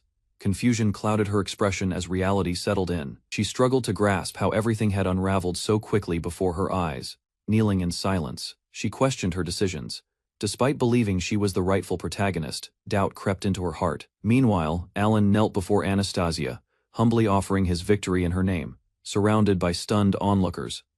Her response was gentle, mixed with surprise and appreciation. Though touched by his gesture, her mind wandered to deeper concerns. Even with chaos averted, Anastasia remained grounded. She focused not on triumph, but on the future of the country, and those who depended on her. Alan bowed respectfully before Anastasia and the others, offering heartfelt thanks for their support and guidance. Surprised by his sudden farewell, Anastasia and her companions called out, unable to hide their concern as he turned to leave. A nearby official stepped in, requesting confirmation to formally close the duel proceedings. The outcome was clear, but protocol still needed to be followed. Burdened by guilt, she acknowledged her responsibility, knowing she had started the duel and could not walk away from the aftermath. As she watched Alan from a distance, a mix of regret and quiet resolve stirred within her. Anastasia dashed through the hallways, her breath growing heavier with every step. Urgency drove her forward, pushing her to find answers. Memories of Alan's words echoed in her mind, confusion and frustration bubbled up. She couldn't understand why he had spoken as if it were a farewell. Upon entering his room, she froze. The space was empty, beds neatly arranged, chairs untouched. Turning to the nearby staff, she demanded to know Alan's whereabouts. Her voice wavered between anxiety and disbelief. The maid responded gently. The room had been vacant for some time. Alan had already prepared his departure, long before the duel had ended. Anastasia stood frozen in place as she caught a final glimpse of Alan among the crowd. His figure drifted farther away, silent and determined. Meanwhile, Alan returned to his modest home, weighed down by memories and bags. That evening, they sat together at the table. Alan confessed everything: the unfairness, the danger, and his decision to stand up for someone in need. His mother listened quietly, her expression calm. She hadn't expected this path, but accepted it without blame. With a gentle smile, she praised his courage. Though his future was uncertain, she saw how much her son had matured through it all. Worry clouded his thoughts. What had started as a school duel now involved nobles and royalty, a situation spiraling beyond a mere expulsion. A gentle voice broke the tension. She insisted he run if danger came, prioritizing his life over honor. Her concern cut through his guilt. Night settled in. The house grew quiet as he climbed to the loft, her words still fresh in his mind. Sleep didn't come easily. Doubts crept in. Could he protect her? Could he fix what had already gone so wrong? Eyes stared into the darkness above. He didn't want to lose what he had fought for. If trouble came, he had to be ready. Creaking steps echoed in the loft as his mother slowly climbed up. Both sat quietly under the moonlight. From the window, castle towers gleamed in the distance, visible like a lingering reminder of what had happened. Memories surfaced. She gently remarked how long it had been since they shared a moment like this, warmth returning to her voice, as she praised the strength she saw in him. He confessed his regrets, admitting that he may have dragged others into consequences meant only for him. Helping someone in need just like his father had once done proved he had inherited more than just his name. Moonlight spilled through the window as sleep crept in. His thoughts lingered on the father. He never knew, wondering what kind of man he had been. A strong declaration broke the silence. If anyone came for her son, king or noble, she'd fight them all. No fear in her words, just pure resolve. Tears welled up as guilt surfaced. Yet her reply came without hesitation. He had done his best. No shame in his actions. With a sigh, she declared she'd sleep beside him, shifting slightly. He protested, confused, flustered, but secretly comforted. Morning followed. At the wash basin, he muttered a reminder that she had her own room. Fresh air filled his lungs as he finished drying off. A good night's rest had cleared the storm of doubt that had clouded his thoughts. From the window, things didn't seem so grim. His intervention had stopped Anastasia's banishment, prevented civil war, and stalled an invasion from abroad. Heading downstairs, he was greeted with warmth and a familiar voice. Tension lingered, but so did a quiet sense of calm. Breakfast brought a sense of normalcy. He didn't know how long peace would last, but for now, being home felt real. Knocking broke the calm. Curiosity turned into caution. Only one day had passed, but trouble, it seemed, never waited long. Empty hallway greeted him after the knock. No one seemed to be there, but something didn't sit right. Without warning, a force tackled him from behind. Breath stolen, balance lost, arms wrapped tight around his head. The visitor turned out to be Monica, cheerful and completely unbothered. Her lively presence filled the room like a morning storm. She'd dropped by from the market with fresh vegetables and familiar smiles. More friends were waiting downstairs, and old memories stirred as he followed. Outside, familiar faces greeted him warmly. Time hadn't dulled their bonds. Not all returns had to be filled with conflict. Playful teasing broke out among the old friends. They wrapped arms around his shoulders, tossing out wild guesses about why he returned. None close to the truth. Familiar faces faded back into town life, unaware of the weight he'd been carrying. At the doorway, she asked the question he expected. No, he hadn't told them anything. Better that way, at least for now. Explaining further would drag others into danger. Some stories were better left unspoken until the time was right. Suddenly, a carriage rolled in, elegant, out of place, and far too early for any visit. Suspicion crept in again. Peace never seemed to last long. A carriage arrived without any official markings. He scanned for guards but saw none, easing his tension slightly. At the door, a well-dressed man confirmed his identity. His mother stood quietly beside him. The visitor introduced himself as a butler from House Ramslet. Alan was stunned. Anastasia's family had summoned him directly. Alan stood in shock as a carriage from the noble Ramslet family arrived, summoning him by name. The messenger, serving the Duke, assured Alan's mother that her son was in no danger and praised him as a benefactor to the young lady of the house. Despite his mother's hesitation, Alan calmly reassured her and went to change clothes as the nobleman waited outside. Once ready, Alan departed in the carriage, its wheels echoing down the stone-paved street. Inside, Alan sat opposite the nobleman, quiet and composed as their journey toward the Duke's residence began. Alan gazed out the carriage window, astonished by the elegance of the aristocratic district surrounding him. The carriage slowed as they arrived at the grand residence of the Duke of Ramslet, guarded by towering gates and ornate architecture. Inside, he was led to a lavish reception room, where a maid served him tea while he waited as instructed. Seated alone, Alan observed the refined surroundings, realizing the immense influence and status the Ramslet family held. With trembling hands, he steadied his breath and urged himself to stay composed for the meeting ahead. Inside the waiting room, Alan reflected on the crucial meeting ahead and pondered how much support he could gain from the Ramslet family. The door opened, and a large man with commanding presence entered, prompting Alan to straighten up. With a calm expression, the man greeted him and confirmed his identity, establishing familiarity. Alan respectfully introduced himself and accepted the offer to sit as the nobleman gestured toward the seat. Introducing himself as Gerhard, the head of the Ramslet dukedom, the man expressed regret for the sudden summons. Gerhard leaned back as he acknowledged Alan's role in aiding his daughter the day before. He offered sincere thanks, recognizing Alan's bold duel with royalty on behalf of his daughter. With a thoughtful pause, the Duke requested to ask questions, prompting Alan's surprise and polite agreement. Revealed he had investigated Alan's background, an adventurer famed for conquering the Goblin Labyrinth and known by a fearsome title. Listing Alan's achievements, he questioned the young man's motive for fighting such a risky duel, suspecting romantic interest in his daughter. Prepared for consequences, Alan explained his actions, expressing deep respect for Anastasia's perseverance. Acknowledging the gap in social standing, he still spoke firmly, aware of his own limitations. Gerhard questioned his decision, reminding him of the effort it took to reach his current position.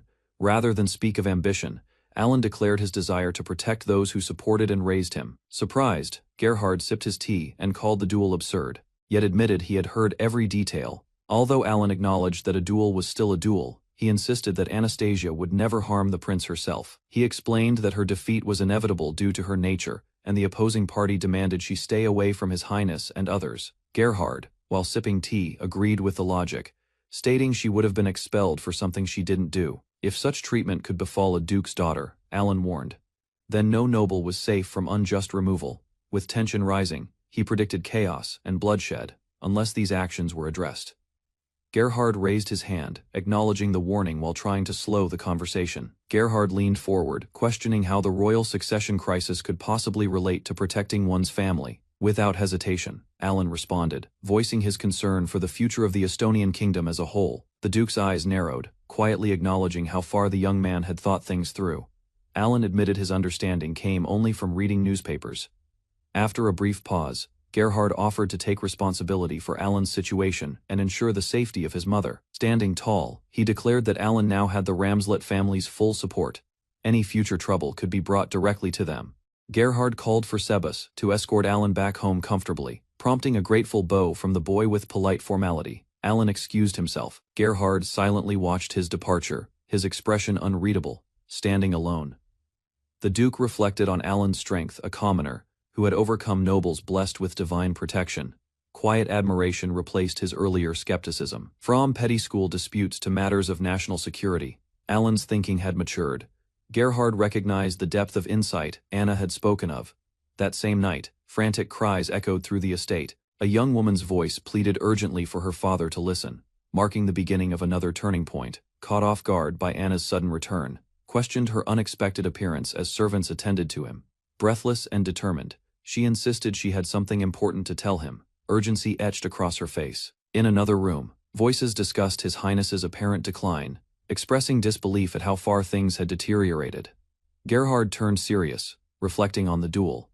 He admitted that Alan had faced the school's most formidable opponents alone, something nearly impossible to believe. Anna began to explain, introducing Alan as a classmate from modest origins. Despite his background, he had enrolled through merit and a scholarship. He listened silently, as Anna praised Alan's many feats. From defeating dangerous monsters to mastering powerful magic, the boy's abilities stood out far beyond expectation. Her flustered expression didn't escape notice. A teasing question followed, asking if she'd fallen in love. Embarrassment took over as her brother chimed in with a smirk. Despite the momentary teasing, Gerhard turned serious again. Maintaining her engagement to His Highness, he said, would now be nearly impossible. Anna acknowledged the truth quietly. The path ahead would be difficult.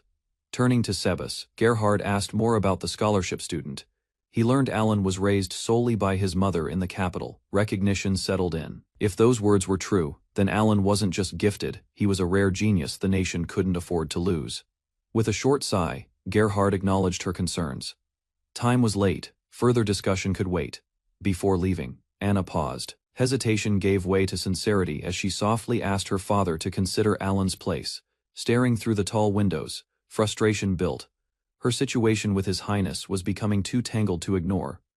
Just as he turned, her voice came again. Steady steps into the room affirmed her words. That boy, she insisted, truly matched every expectation she'd described.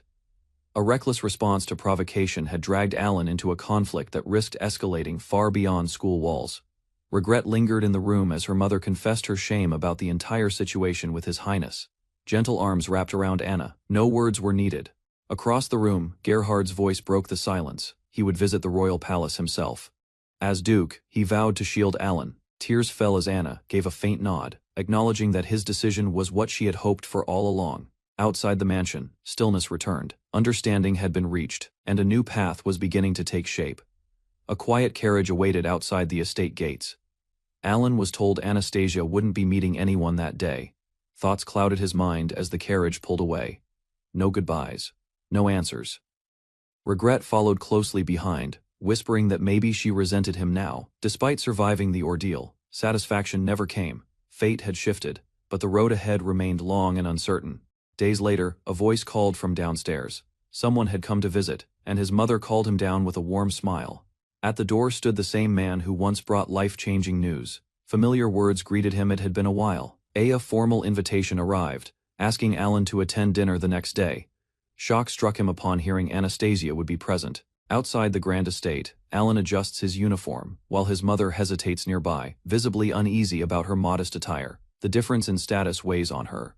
Once inside, Alan calmly reassures her. Thanks to the host's thoughtful gesture, formal clothing isn't required, easing some of her discomfort. He silently acknowledges her worry. After all, it's rare for ordinary citizens like them to be invited to dine with nobility. The Duke greets them with a welcoming smile. Alan introduces his mother, who politely thanks him for the honor of their presence. Grateful in return, the Duke expresses appreciation for Alan's support of his daughter. His respectful tone puts Katerina gently at ease. The Duke introduces his wife, Elizabeth, and their son, Friedrich. Both offer polite greetings, presenting themselves with warmth and poise. Elizabeth smiles, gracefully, as she acknowledges Alan's presence. Alan bows, respectfully introducing himself while expressing gratitude for the invitation. A calm voice interrupts the exchange. Anastasia enters the room with quiet elegance, drawing Alan's attention immediately, as he mutters her name in surprise. Without warning, she commands Alan to follow. The unexpected order stuns the surrounding guests as Alan is pulled away. Down the hall, Anastasia corners Alan, gripping his collar tightly. Her expression remains unreadable as silence hangs between them. Anastasia lashes out at Alan, her voice sharp as she confronts him over his sudden disappearance, demanding an explanation. Caught off guard, Alan stammers an apology, unsure whether her anger stems from concern or resentment. The tension softens slightly. Anastasia quietly thanks him for defending her in the duel, while Alan expresses happiness at seeing her again. Their awkward reunion draws attention. Laughter erupts nearby, and someone comments on how close the two seem, embarrassing them both. Soon after, they return together. Anastasia apologizes for the delay, regaining her composure before the gathered nobles. Elizabeth cheerfully shares how worried Anastasia had been, even revealing she cried late at night over Alan's disappearance. Anastasia quickly denies it, visibly flustered. Alan freezes as Elizabeth presses him for a reaction. Her teasing tone catches him off guard, leaving him unsure how to respond, trying to recover. Alan asks if he may call her Anna, embarrassed. Anastasia allows it, but only when others aren't around. Moments later, she briskly changes the subject and leads the group toward the dining hall with Sabas following. Deciding to express his emotions more openly, instead of hiding behind a reserved FAA, Everyone gathers around the dinner table as the Duke addresses Alan, requesting a full account of the recent incident. Calmly, he explains the outcome of the duel. An official apology will be made at the Academy's opening ceremony, where many witnesses can hear it. While sipping his drink, the Duke announces the engagement between the Crown Prince and his daughter is now formally annulled. A quiet request follows: continue supporting Anastasia, not just as an ally, but as a trusted companion. Smiling gently, the Duke assures there will be no punishment or expulsion awaiting Alan at school. A generous offer is made: Alan may join their household after graduation or be introduced to valuable connections. The Duke urges him to enjoy school life first. Tears well up in Katerina's eyes. She expresses sincere gratitude for the kindness shown to her son. Reassured and comforted, she's gently encouraged by those around her, grateful beyond words for the unexpected warmth. Anastasia smiles softly, promising to rely on Alan again in the coming year. He responds with quiet enthusiasm. As dinner begins, laughter and conversation fill the room. A once formal gathering now feels like a shared celebration. A quiet moment at the table brings Alan peace. He reflects with pride on his efforts, finally feeling that everything was worth it. At the carriage, gratitude is exchanged. The Duke assures Alan and his mother they are welcome any time, parting with warmth. Before they can leave, Anastasia pulls Alan aside, asking for a private word. Elizabeth offers to guide Katerina through the garden in the meantime, with confidence. Anastasia requests Alan's help exploring the newly discovered Altman labyrinth. Margaret will accompany her as well. Hearing the name shocks him, memories resurface, and his expression stiffens. Something dangerous may be hidden ahead. Anastasia questions the labyrinth's depth, still officially unknown. Alan hesitates, wondering if he should admit his past exploration before it was publicly discovered. Surprised by her reaction, he confesses he found it long ago during his travels through the jungle. She covers her face, realizing he never reported it. Alan downplays the discovery, saying there were no traps and only a minor boss at the end. Curious and confused, Anastasia asks about fast laps. Alan explains it's a method to train efficiently based on repeated runs. He breaks it down, completing the labyrinth, returning, then repeating the process to increase strength. Anastasia pauses mid-sentence, flustered by Alan's calm presence. He notices and gently asks what's wrong, but she brushes it off. Their conversation shifts to planning. Alan agrees to guide them through the labyrinth, and they decide to organize it after the new year. Upon arriving at Altman, Margaret greets them. She shares that other adventurers may have already started exploring, but there is still a chance for them. Margaret praises Alan's strength and even suggests scouting him. Her confidence leaves him surprised. Playfully, she reassures Anastasia that she wouldn't dream of taking her precious knight. Flustered, Anastasia denies the implication. Alan casually admits he already collected the treasure from the orc labyrinth, though apologetic. He jokes about giving it all away, drawing a reaction. A group of adult adventurers questions his qualifications. They're surprised to learn Margaret chose a student as their guide. Skepticism continues until one mentions Alan's past feats, conquering the Goblin Labyrinth and earning the title of Orc Slayer. Alan proposes a skill test to determine roles. Confidently, the men assure they'll protect Margaret, causing Alan to silently question their capability. Together, the party enters the labyrinth. Alan instructs them to engage the orcs directly, ready to assist if needed. Distrust hangs in the air. Alan senses the group's hesitation, realizing danger will follow if they refuse his commands mid-battle. a beast appears, almost immediately. One of the knights volunteers to lead the attack, but Alan stops him just in time. Without waiting, Alan steps forward himself.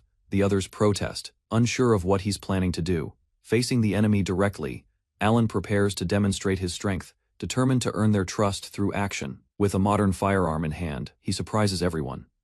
As the creature charges, Alan readies his weapon, calm and focused. An enraged beast charges forward, baring its fangs and shaking the tunnel with its roar. Despite warnings, Alan kneels and raises his weapon, ignoring the shouting behind him. His focus remains locked on the approaching target. In a flash, he opens fire. The gunfire echoes through the corridor, and the beast collapses mid-charge. Stunned silence follows. Lowering his weapon, Alan exhales calmly. Shocked expressions surround him, questions pouring in about what they just witnessed. He explains the weapon is a magical tool, powered by wind magic, designed to fire iron bullets. Respect begins to replace doubt. Alan calmly signals for the group to proceed. The others, now cooperative, nod with respect and slight nervousness. Praise for his technique spreads. One knight admits relief that Alan is an ally, while Alan proposes they work together to protect both Margaret and Anastasia. As another monster approaches, one knight steps forward, eager to prove himself this time. With swift movements, Anastasia intervenes instead. Her precise strikes knock the beast back, stunning both the enemy and her allies. Finishing the attack with grace, she teases Alan. He smiles in admiration, acknowledging her superior swordsmanship born from training and divine blessing. Leadership shifts into motion as positions are assigned. Alan takes point. Anastasia follows close behind, while knights handle threats from the rear. Victory comes quickly. Orc bodies lie defeated, including their king, priest, and mage. Disbelief spreads some wonder if knighthood still suits them. A gesture points everyone toward the next chamber.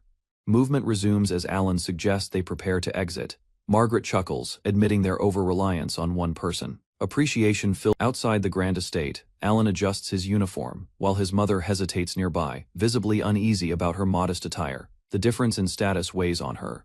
Once inside, Alan calmly reassures her. Thanks to the host's thoughtful gesture, formal clothing isn't required, easing some of her discomfort. He silently acknowledges her worry. After all, it's rare for ordinary citizens like them to be invited to dine with nobility. The Duke. Alan stood on stage as a bold declaration echoed through the hall. The name of the Duke of Ramslet carried weight, and all eyes turned to Alan. Earlier that day, Alan left home for school after winter break. He had made a decision, one that would alter the course of fate. As he walked through the city, Alan reflected on his actions. He had succeeded in preventing Anne's condemnation, breaking the game's scenario. Though he once knew the future, its certainty was gone. Now, he needed to think clearly to prevent disaster. But with the scenario shattered, new dangers loomed, and Alan questioned what awaited next. The Ramslet Duchy, known as the kingdom's primary source of grain, once stood as a crucial pillar supporting the crown prince's authority. Political balance crumbled after the duel, pushing southern nobles to potentially rally behind the Duke. Alan questioned his choice. Though he prevented one disaster, the nation's instability mirrored the chaos of the original game scenario. Suspicion now turned toward Amy. Her persistent ambition and cunning hinted at a new scheme, one possibly targeting Anna. Determined to protect those he cared about, Alan walked forward. No matter how twisted the future became, he vowed to secure a happy ending. Alan exchanged polite greetings with Isabella and Margaret, who were cheerful to discover they shared a class with him and Anna this semester. Their kindness was warmly received. With smiles all around, they pledged to support each other as classmates going forward. Knowing Anna would benefit from positive companionship, Alan felt reassured. Surrounded by friends, her school life would likely improve. However, whispers of contempt surfaced nearby. Some students criticized Alan for his past actions, calling his duel dishonorable. What surprised Alan most wasn't their reaction, but the class placements. Despite poor grades, the Crown Prince remained in class while others were quietly demoted. Alan noticed Claude's absence from the class list. Though no official reason was given, it appeared Claude had quietly dropped out. Soon after, Anastasia appeared and caught Alan off guard with her sudden presence. She reminded him firmly not to address her casually in public. As they walked, she spoke about her brother being away for work. Alan hesitated when asked if Claude was still enrolled. Anastasia clarified the situation. Claude's withdrawal was at the request of the Kingdom of Westerdale, raising further questions. Leonardo's situation was worse. He had been disowned by his family, possibly due to the consequences of the duel. The Ramslet family had lodged a formal protest against the Duke's family. Leonardo's refusal to admit fault left his family unable to shield him any longer. Anastasia reflected on the string of difficult events. Although troubling for her personally, the outcome brought stability and benefit to the kingdom. Redirecting the moment, she invited Alan to the auditorium. He acknowledged the day's significance. It was time for the opening ceremony. A formal apology from the Crown Prince and his allies was about to be delivered in front of everyone, as Anna had requested. When names were called, Anastasia stepped forward confidently. Alan, unexpectedly summoned, followed her toward the podium, unsure of what awaited him next. Anastasia turned to Alan and reminded him of his role. Having fought for her, he had earned the right to stand behind her during the apology. As names were called, one of the Crown Prince's companions stepped forward to the stage, his expression stiff under the eyes of the crowd. Standing firm, Anastasia demanded an answer. Would they finally acknowledge the outcome of the duel? Tension thickened as Alan observed their discomfort. The group appeared bitter, but they couldn't deny the result. Some muttered quietly, blaming only themselves. In the end, they bowed. Regretfully, they offered a formal apology to the Duke of Ramslet, their pride wounded but words spoken aloud. With her voice trembling, the girl offered a direct apology. Before the silent audience, she bowed, finally acknowledging her mistake. Anastasia accepted the words but issued a stern warning. She made it clear belittling the Ramslet family would no longer go unchallenged. As they returned to their seats, tension lingered. Whispers followed Carl and his group, their expressions stiff, as they walked past watching eyes. Some questioned the apology's sincerity. Alan observed quietly, noting the discomfort etched into their faces. Just as he prepared to leave, Anastasia stopped him with a smile. Something else still remained. Alan stood on stage, confused by Anastasia's sudden call. Murmurs spread through the crowd as she addressed him formally, with a strong voice. Anastasia proclaimed Alan had upheld the honor of House Ramslet. His role in defending her reputation had not gone unnoticed. As recognition for his loyalty and courage, the Duke of Ramslet would extend his family's protection to Alan and his kin. Whispers rippled through the audience. The announcement shocked many. How could a commoner receive such privilege? At last, Anastasia presented the family crest. Alan was asked would he accept the honor. Alan accepted the handkerchief with a mix of confusion and sincerity, unsure if it held deeper noble significance. He pledged himself to the gesture. Applause erupted from the audience. Margaret and Isabella clapped enthusiastically, their approval surprising yet comforting to Alan. Together he and Anastasia exited the hall.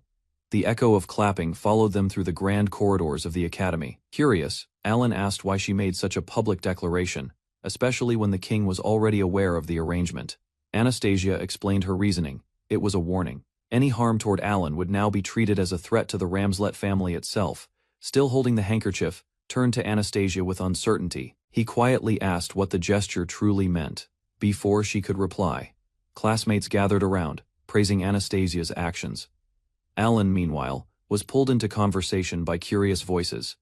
Isabella and Margaret approached with bright smiles. They teased Alan, asking to see the handkerchief he received. The two girls leaned closer with excitement.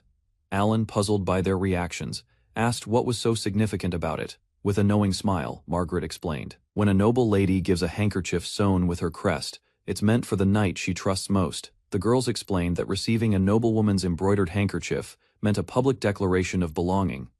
Alan was left speechless, flustered. Alan tried to downplay the situation. Meanwhile, the girls teased him, making the meaning even clearer.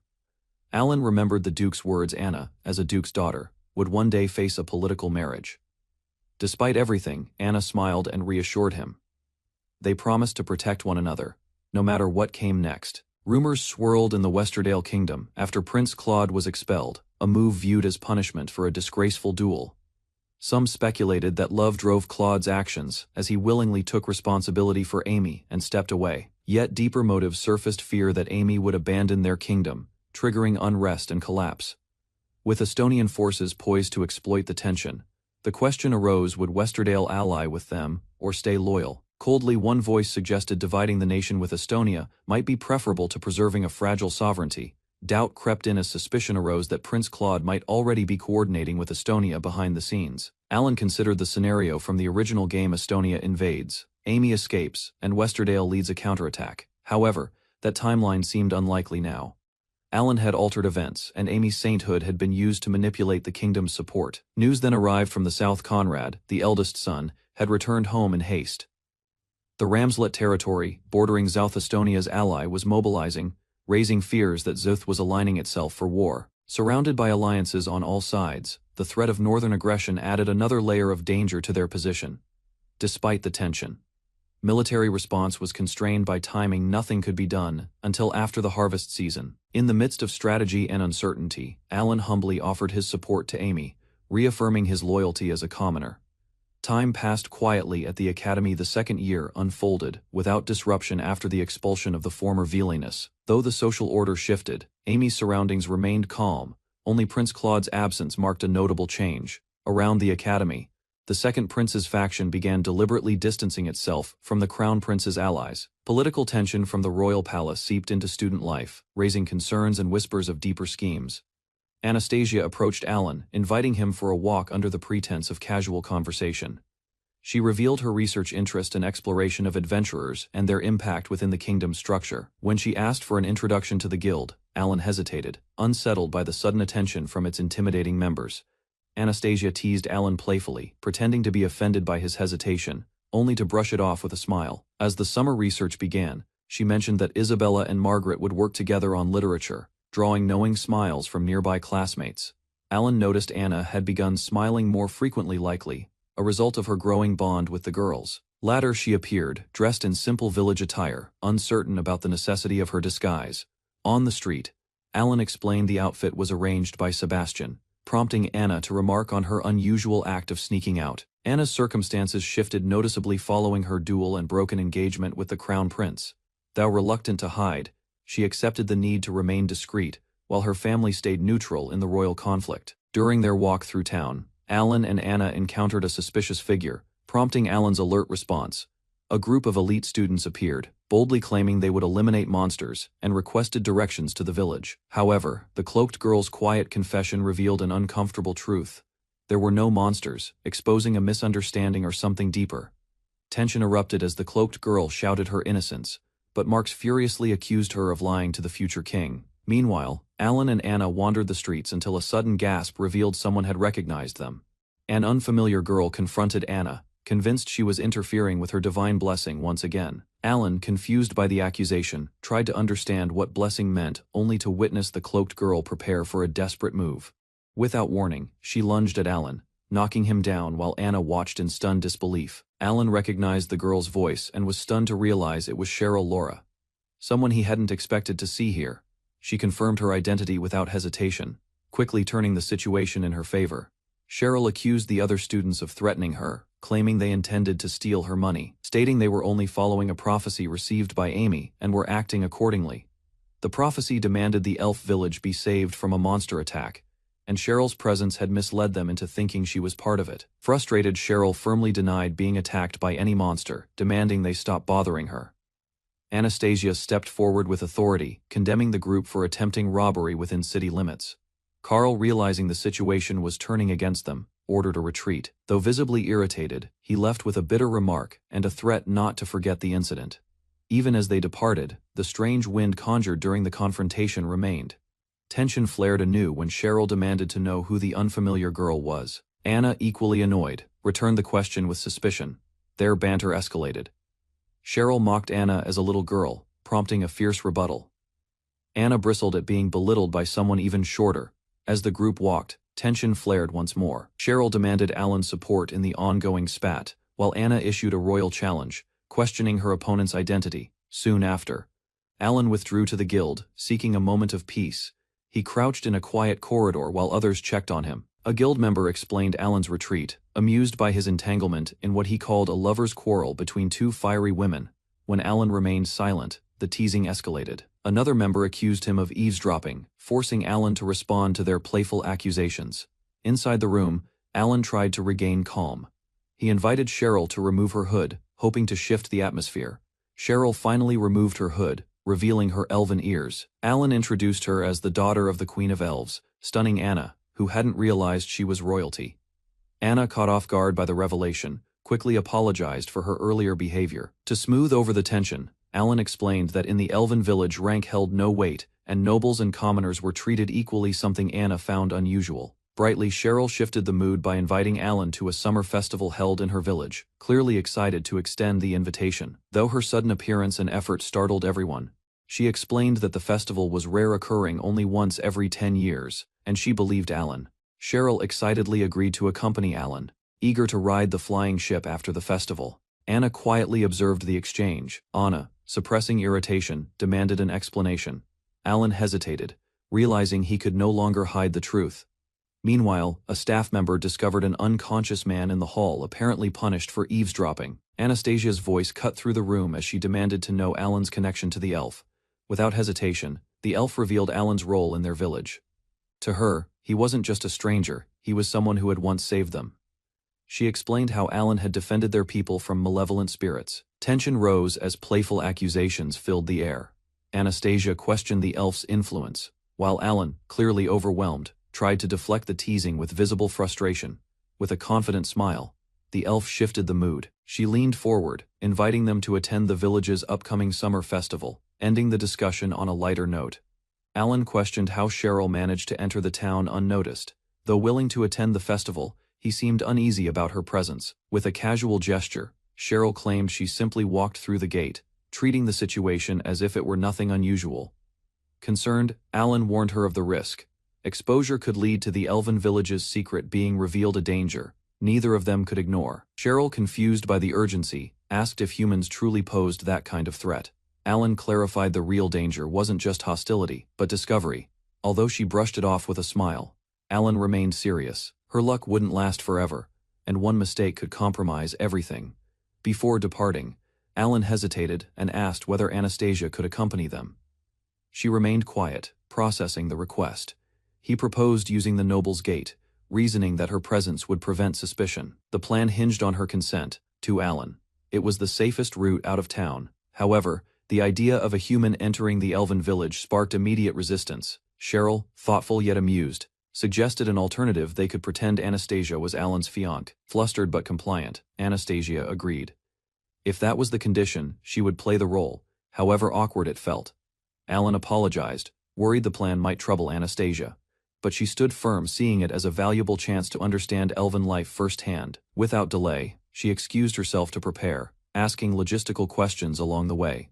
Her sudden enthusiasm left Alan slightly bewildered. An hour later, the group gathered beside a sleek aircraft. Cheryl beamed with pride as she introduced it as Alan's flying ship. Astonished, Anastasia questioned if it truly soared. The elf assured her that it would, empowered by the divine wind's blessing. With goggles in hand, Cheryl awaited guidance.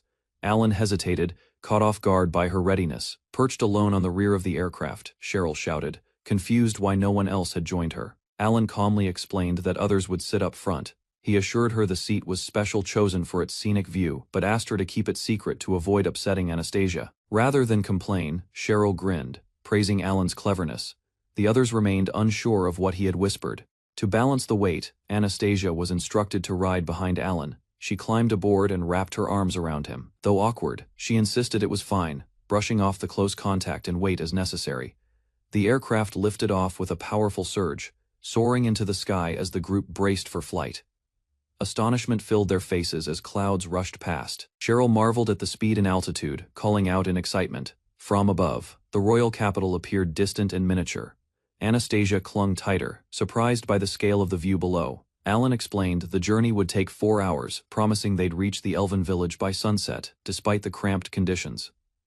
Though pressed together, Anastasia glanced at him with admiration, quietly acknowledging Alan's brilliance and determination. As the aircraft descended, the elves below recognized Alan and confirmed Cheryl's safety, but confusion stirred when they noticed a third figure aboard. Surprise rippled through the group. A human was with them. Whispers quickly spread among the onlookers. Stepping out of the aircraft, Anastasia received hesitant praise. For the elves, seeing another human besides Alan was unsettling. Curiosity grew. While villagers marveled at the sky journey, Anastasia stood tall, absorbing the reality of the elven village. Later that evening, they were greeted by the Queen of Elves herself, who politely asked about the unfamiliar girl by Alan's side. With calm conviction, Alan introduced Anastasia as someone dear to him. His words caused her eyes to widen in surprise. The Queen reacted with subtle amusement, softly repeating the word precious as she observed them both. Though initially uncertain, the Queen accepted Alan's explanation. The atmosphere lightened slightly, though curiosity lingered. Anastasia formally introduced herself, presenting her noble status with grace. Her background seemed to ease some tension, but the Queen's tone shifted. She questioned whether Anastasia understood the reasons behind the elven village's isolation from humans, hinting at deeper truths ahead. The queen questioned Anastasia's intentions. Despite knowing the village's isolation, had she still chosen to accompany Alan? Alan attempted to explain their circumstances, stepping in before Anastasia could respond, but tension lingered in the air. She gently requested to speak with Anastasia alone. Alan and the others were asked to step outside. Under the moonlight, Alan reflected silently. Doubts crept in what was being said behind closed doors, and had he made the right decision. But as memories of their flight returned, he reassured himself. No, bringing Anastasia here was something he believed in. Under the moonlight, Alan stood quietly, lost in thought. His mind returned to Anastasia and what she meant to him now. Originally, his mission was to help others, but somehow, she had become central to his thoughts. That shift startled him more than he expected. His contemplation was interrupted by the appearance of Lo Chan, the energetic spirit of light, who immediately scolded him once again. The misunderstanding escalated as a young girl arrived. Another elf questioned Alan's behavior, adding to the commotion. Meanwhile, Lo gleamed with curiosity, eager to meet the rumored wife Alan had supposedly brought along. Alan quickly clarified that Anastasia wasn't a child, nor just a comrade. Lo teased him anyway, insisting she understood him well. Millie ran up, asking for a hug. Alan, flustered, complied, while Lo loudly declared him a valued companion, though not without mockery. Meanwhile, inside, the queen continued her quiet conversation with Anastasia. She asked if she understood the reason elves hid from humans. Anastasia responded solemnly. She acknowledged the cruelty of humans capturing elves for their beauty, treating them as possessions. The queen warned her exposure would bring danger. Alan could be targeted just for knowing them. The queen calmly warned Anastasia that her choice to come placed not only Alan, but her own family in danger. Despite knowing the risks, Anastasia had come. Her heart hesitated as memories of Alan stirred emotions she couldn't ignore. Overwhelmed, she struggled to voice the truth. Her feelings, though real, felt like a forbidden burden. Kneeling before the village elder, Anastasia hesitated before speaking. A single name escaped her lips: Alan, the one person who continued to trouble her heart. The elder closed her eyes, pointing out the reality Anastasia knew too well. Rather than denying the bond, the elder gently proposed another path. A peaceful life alongside Alan in the village could offer a future untouched by status. Support from the villagers was clear. They cherished Alan and wished him joy, even if it meant abandoning everything tied to the human realm. As the daughter of a noble house built on the sacrifices of others, she could not choose love over duty. Faced with the impossible choice, Anastasia struggled to imagine a path that included both love and duty. The elder challenged her, suggesting such a path might still exist. Rather than choosing one over the other, the elder proposed something bold: serving the people with Alan. A thought surfaced: if that future were possible, wouldn't it be ideal? Doubt crept in, not about herself, but about what Alan truly desired. The elder, watching closely, sensed the weight Anastasia carried. To her, the young noblewoman seemed overly burdened by self-sacrifice. With gentle eyes, she urged Anastasia to breathe, to listen inwardly, and stop running from her own feelings. As she stepped out into the corridor, Anastasia softly called Alan's name. He turned to her, surprised, but attentive, his voice calm and welcoming. Suddenly, a group of cheerful children greeted her under the moonlight. One boy beamed with joy, asking if her talk with the queen had ended. Flustered by the encounter, Anastasia tried to compose herself. She insisted nothing was wrong, though her reddened face said otherwise. The boy introduced a young girl as Miral Lore, daughter of the queen, and mentioned a spirit named Lo. Anastasia couldn't see it. Perplexed, she accepted the explanation. Meanwhile, the tiny spirit hovered nearby, unimpressed by the clumsy introduction. Anastasia formally introduced herself to the spirit of light, speaking with grace and composure. The spirit responded with curiosity, its expression shifting with interest. Without warning, a swarm of tiny spirits gathered around Anastasia, circling her intently. Something about her presence had caught their attention, and eerie tension filled the air. Suspicion arose when the queen's daughter questioned Alan about Anastasia's identity. Her noble lineage was unmistakable. Revealing her connection, the child calmly explained she had once taught magic to Anastasia's mother, back when she was just a girl. Meanwhile, Alan grew uneasy as he realized Anastasia couldn't hear the spirit's voice. Miral Lore extended her arms, silently requesting a hug. Confused, Anastasia hesitated until someone gently explained the child's intention. With some awkwardness, she followed Alan's instructions and returned the embrace. The moment, though unfamiliar, warmed her guarded heart. As they stood together, others watched from the side. the child's attachment softened suspicions, and even those once skeptical began to see Anastasia differently. Amazed whispers broke out about status and love. The idea of a noble and a commoner together stirred talk of forbidden romance. But someone reminded them this was an elven village, hidden from the human world. Here, no one would judge what blossomed. The mischievous spirit teased Alan once again, amused by his reactions and hinting at his growing attachment to Anastasia. Lying in bed, Alan recalled the words spoken earlier: this village was safe, hidden from outside judgment. Still, the implications lingered in his thoughts. Elsewhere, Anastasia sat alone beneath the moonlight, reflecting on her role and emotions. For the first time, she allowed herself a moment of vulnerability. The next day, the village buzzed with excitement as the festival began. Curious elves welcomed newcomers and shared their traditions. Anastasia, now dressed for the occasion, stood beside Alan. Compliments and teasing flowed as the villagers commented on her beauty and their closeness. Alan listened as the villagers explained the unique tradition of the festival. The man protects the woman as they run together, watched over by spirits. He learned that successfully defending the symbolic tiara during the event brought blessings. The meaning felt ambiguous, yet somehow significant. Anastasia appeared, now dressed in ceremonial robes. Though confused by the details, she sensed the activity involved partnership, something not easily dismissed. Neither fully understanding the rules, they agreed to join. After all, they were already part of the village's rhythm together. They followed the others deeper into the heart of the celebration, curious and uncertain.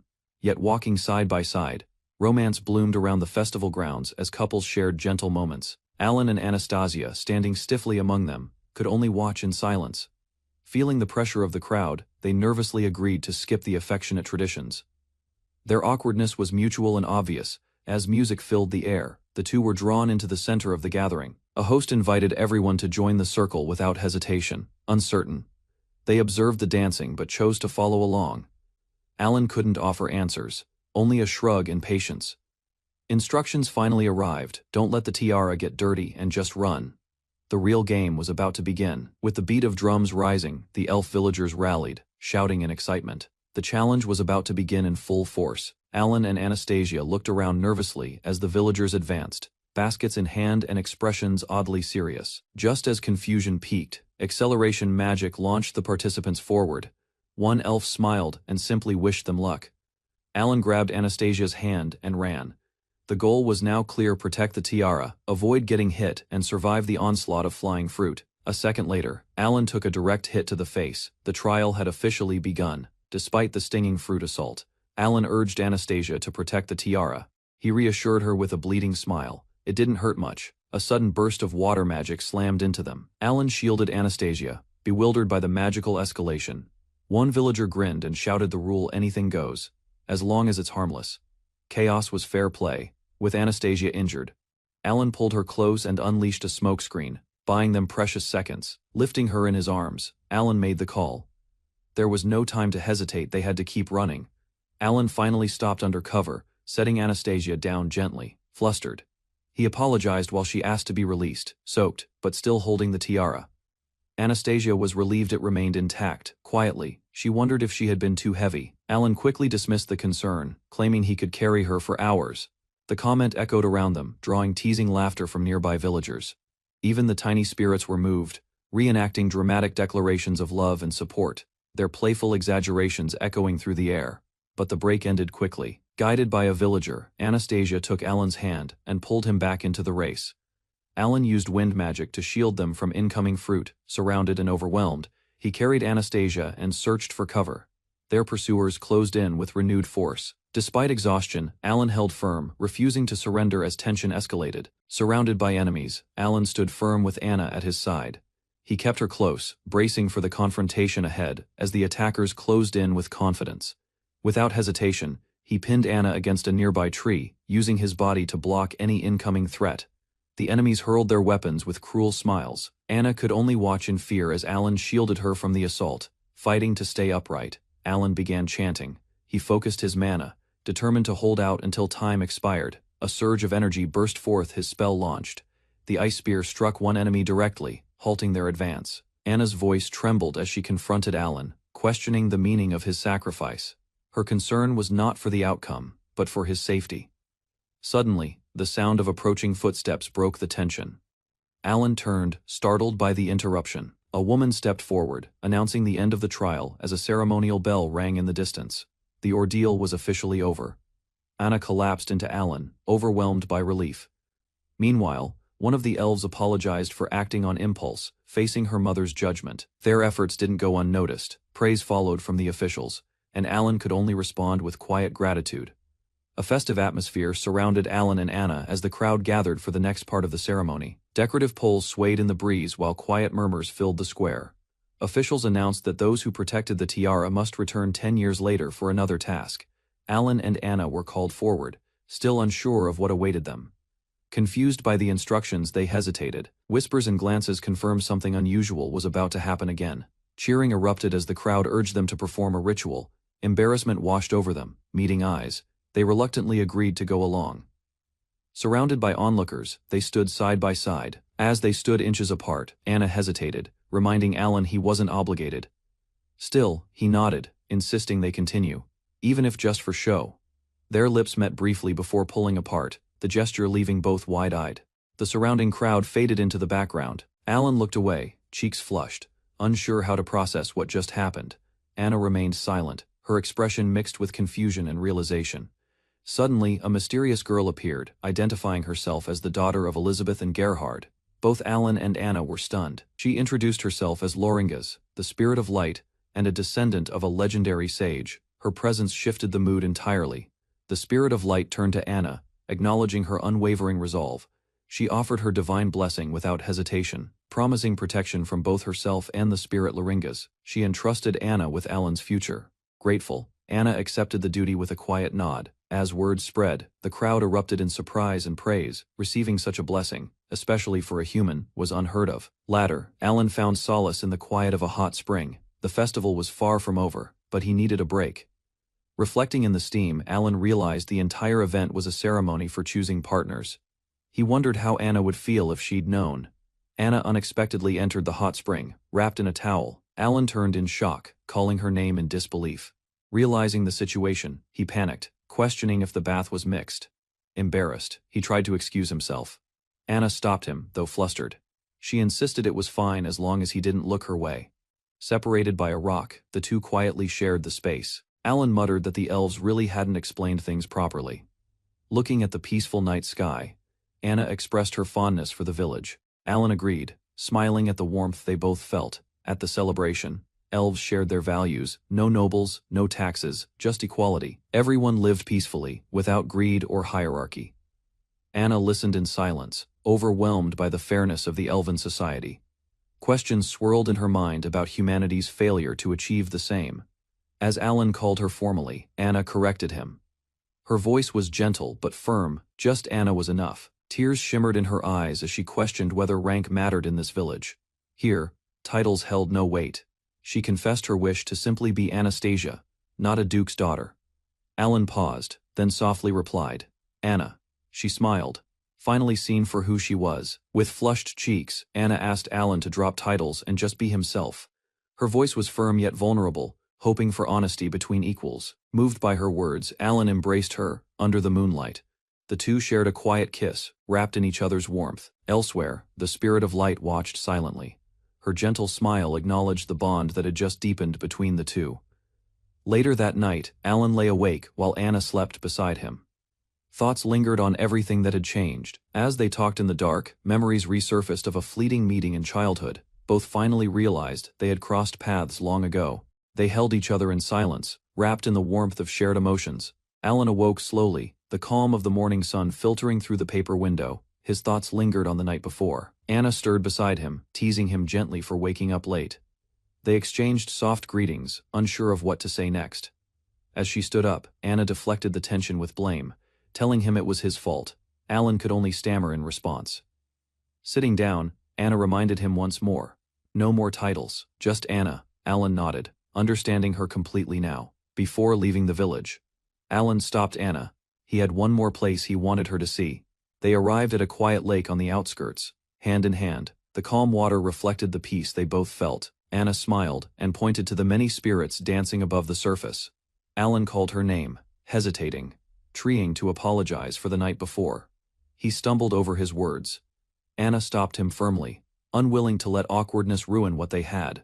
Looking out over the lake, Alan made a promise. Someday, he would earn the Duke's recognition no matter how long it took. With conviction in his voice, Alan promised to achieve something worthy so he could stand before Anna proudly. No matter what, he vowed to protect her. Though unsure of the timing, he pulled out a ring, admitting it was out of order. He asked her to marry him. Anna's eyes welled up with emotion, and with a radiant smile, she said yes. Surrounded by glowing spirits, the two embraced. A new chapter quietly began. Later that day, they prepared to depart. Anna wore a fairy's ornament, a token of truth. Their hearts were ready for what lay ahead.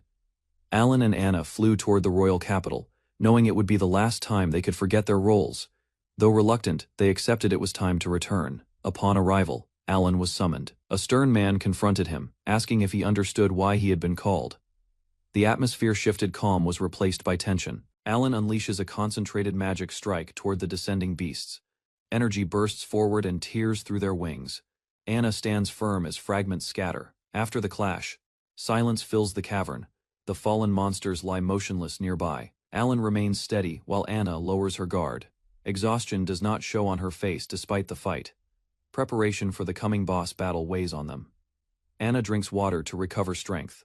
Alan watches quietly, assessing their condition before moving deeper. 4 days earlier, Alan sat across from a nobleman inside a formal room. Attention shifted toward a ring resting on Anna's finger. Suspicion hardened the man's expression as he questioned why she possessed that ring. Alan calmly stated that he had given the ring to Anastasia. The nobleman's expression twisted with anger. Accusations followed immediately, warning him to stay away from any daughter of his house. Fury filled the room as the man rose from his seat. He condemned the idea of a noble lady wearing a ring from a commoner. Honor and reputation were invoked to justify his outrage. Alan remained composed and revealed the truth. That ring was no ordinary ornament, but something far more significant. Explanation unfolded about a substitution ring capable of saving its wearer from death once. Such a legendary artifact was treasured among royals and feared by enemies. Understanding dawned as Anastasia examined the ring on her finger. Removing it would defeat its purpose, so she chose to keep it. The Duke questioned Alan about obtaining proof from the dangerous mountain dungeon. Doubt lingered, as no official report confirmed such a feat. Nevertheless, Alan insisted he had entered alone and returned with evidence. Rare materials from a defeated blizzard phoenix were presented before him. Magic stones and feathers served as undeniable proof of the expedition. Calmly, Alan declared his intention to earn military achievements and secure a noble title. Ambition guided his resolve as he outlined a future built on merit. Firm determination followed, as he stated his desire to stand beside Anastasia and protect her for life. The Duke responded with a strict limit of 3 years, warning him harshly. The Duke promised a brutal battlefield assignment. Acceptance came without hesitation from Alan. A blizzard phoenix burst apart, under a precise attack, its massive body collapsing amid shattered ice and scattered feathers. The creature's final struggle ended instantly in the frozen cavern. Holding a rifle firmly, Alan evaluated the result with calm satisfaction. Lacking talent with the sword, he relied on magic and strategy instead. Confidence replaced any trace of hesitation. Beside him, Anastasia declared her intention to protect him when blades were required. Tireless training had shaped her strength, allowing their partnership to balance offense and defense. Beyond personal growth, Alan entered the dungeon to help Anastasia grow stronger. Stability of the duchy depended on her future power, especially in dangerous times. Preparations concluded as they approached the boss chamber. Determination sharpened when Alan chose to face the enemy first. Witnessing his resolve became another reason for Anastasia to stand there. Inside the cavern, Alan and Anastasia advanced toward the towering blizzard phoenix. Cold air surged from the creature as it rose before a pillar of light. Shields were raised while they prepared for the subjugation. Suddenly, the phoenix spread its massive wings and unleashed a violent gust. Anastasia braced behind her shield as frost swept across the ground. Alan positioned himself carefully, waiting for an opening. In one swift motion, Anastasia created space while Alan aimed his rifle with steady focus. A precise shot pierced through the monster's body. Impact shattered its defenses instantly. Explosive force tore through the phoenix, sending fragments and feathers scattering across the cavern. The massive creature crashed to the ground, its wings collapsing lifelessly. Silence returned as Alan confirmed the result. Anastasia lowered her guard, surprised by the speed of victory. The battle had ended decisively. Across the cavern floor, The blizzard phoenix's enormous body lay motionless. Carefully, Alan and Anastasia examined its vast wings before beginning to gather tail feathers, wing feathers, and the embedded magic stone. Kneeling beside the remains, Alan removed a large magic stone and offered it to Anastasia. Surprise crossed her face at its size. Together they acknowledged that the victory was shared. Insistence from Alan made it clear she should claim the reward. Recognition as the labyrinth's conqueror would elevate her status and influence. Beyond immediate benefits, this success would strengthen her family's reputation. Historical records of the unexplored labyrinth made the achievement even more meaningful within the duchy afterward. Both settled near a treasure chest in the dungeon's depths. Curiosity gradually replaced fatigue as attention turned toward whatever treasure remained inside. While examining the treasure chest, Alan lifted a massive black sword from within. Anastasia watched closely as the heavy blade emerged, its design unlike any ordinary weapon stored in the dungeon. Resting the sword across his knees, Alan recognized it as the dungeon's true treasure. Alongside it, a small magic bag appeared, adding further value to their discovery. Careful inspection revealed the weapon's identity as the legendary Sky Knight's sword. Realization struck Anastasia as she understood the national importance of such an artifact. Without hesitation, Alan decided the blade should belong to her. Surprise and disbelief crossed her face as she processed the weight of his decision. Despite its status as a national treasure, Alan treated it as a personal gift. The gesture carried quiet meaning beyond the dungeon's victory. With a gentle smile, Alan explained that the legendary sword would serve as a birthday gift for the one who had accepted his proposal. Gratitude softened her voice while Alan promised to present it again on her next birthday. The heavy blade remained between them, symbolizing both victory and personal commitment. Later, inside the dungeon core, tension quietly replaced celebration. Having defeated the boss, they confirmed no monsters remained nearby. Silence settled heavily in the chamber. After receiving reassurance, Anastasia stepped closer. Realization that they were alone changed the atmosphere. Unexpectedly, she leaned forward, closing the distance between them. Startled by her sudden movement, Alan froze in place. Serious resolve appeared in her eyes as she confirmed that no one else was there. Light laughter eased the tension as Alan suggested exploring the dungeon a little longer before returning. Anastasia agreed, and together they moved through the remaining passages without urgency. Multiple laps around the Wind Mountain dungeon followed, completing Anastasia's final level progression. Afterward they returned to the estate and formally reported the results while presenting the spoils collected from the battle. Within the audience chamber, the Duke accepted the report and promised to register the quest officially. Private thoughts lingered as Alan reflected that their closeness remained undiscovered. With only 2 days of summer break remaining, new travel plans were set in motion. Soon, preparations led them toward the Valley of the Flying Dragons. There Alan intended to introduce Anastasia to trusted allies and confirm their safety. While flying toward the Valley of the Flying Dragons, Alan noticed a subtle change in Anastasia's tone. The aircraft cut through thick clouds as tension quietly formed between them. Observation led Alan to remark that her manner of speaking differed from other noble ladies. Anastasia listened carefully, uncertain whether her behavior seemed improper. Close proximity inside the cockpit heightened awareness of each other's presence. Questioning whether men preferred gentler speech, she studied his reaction behind her goggles. A sudden shift in the aircraft interrupted the moment, causing brief panic. Apologies followed quickly as both regained control and steadied their course through the sky. Calm returned when Alan clarified his feelings. Preference did not matter to him, as he simply wished for a relaxed and genuine relationship with Anastasia. While flying steadily, Anastasia reflected on her past as a palace apprentice and how she eventually trained to become a knight beside the prince. Memories of commanding others lingered, revealing habits formed during those years. Gradually, she recognized how authority influenced her tone and behavior. Before the moment could settle, a wyvern suddenly appeared ahead of their aircraft. Immediate danger forced both of them to focus on the approaching threat. A wyvern charges through the sky toward the small aircraft. Alan moves across the wing, positioning himself between the beast and his companion. Shock spreads across the cockpit as the creature closes in. Realization strikes that the wyvern has noticed Alan's presence and targets him directly. Drawing closer, Alan signals for calm while studying the beast's movements. Recognition flickers in its eyes, yet its aggression does not fade. Suddenly, the wyvern lunges with open jaws. Urgency forces Alan to abandon hesitation as the aircraft veers away from its attack path. Another dragon appears and collides with the attacker midair.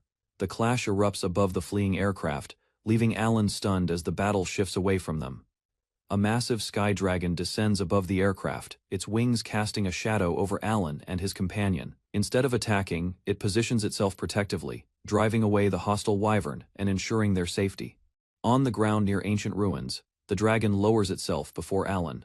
Recognition settles between them, revealing that this powerful creature is Jerome, someone Alan once knew. Jerome leans closer to Anna, studying her with open curiosity.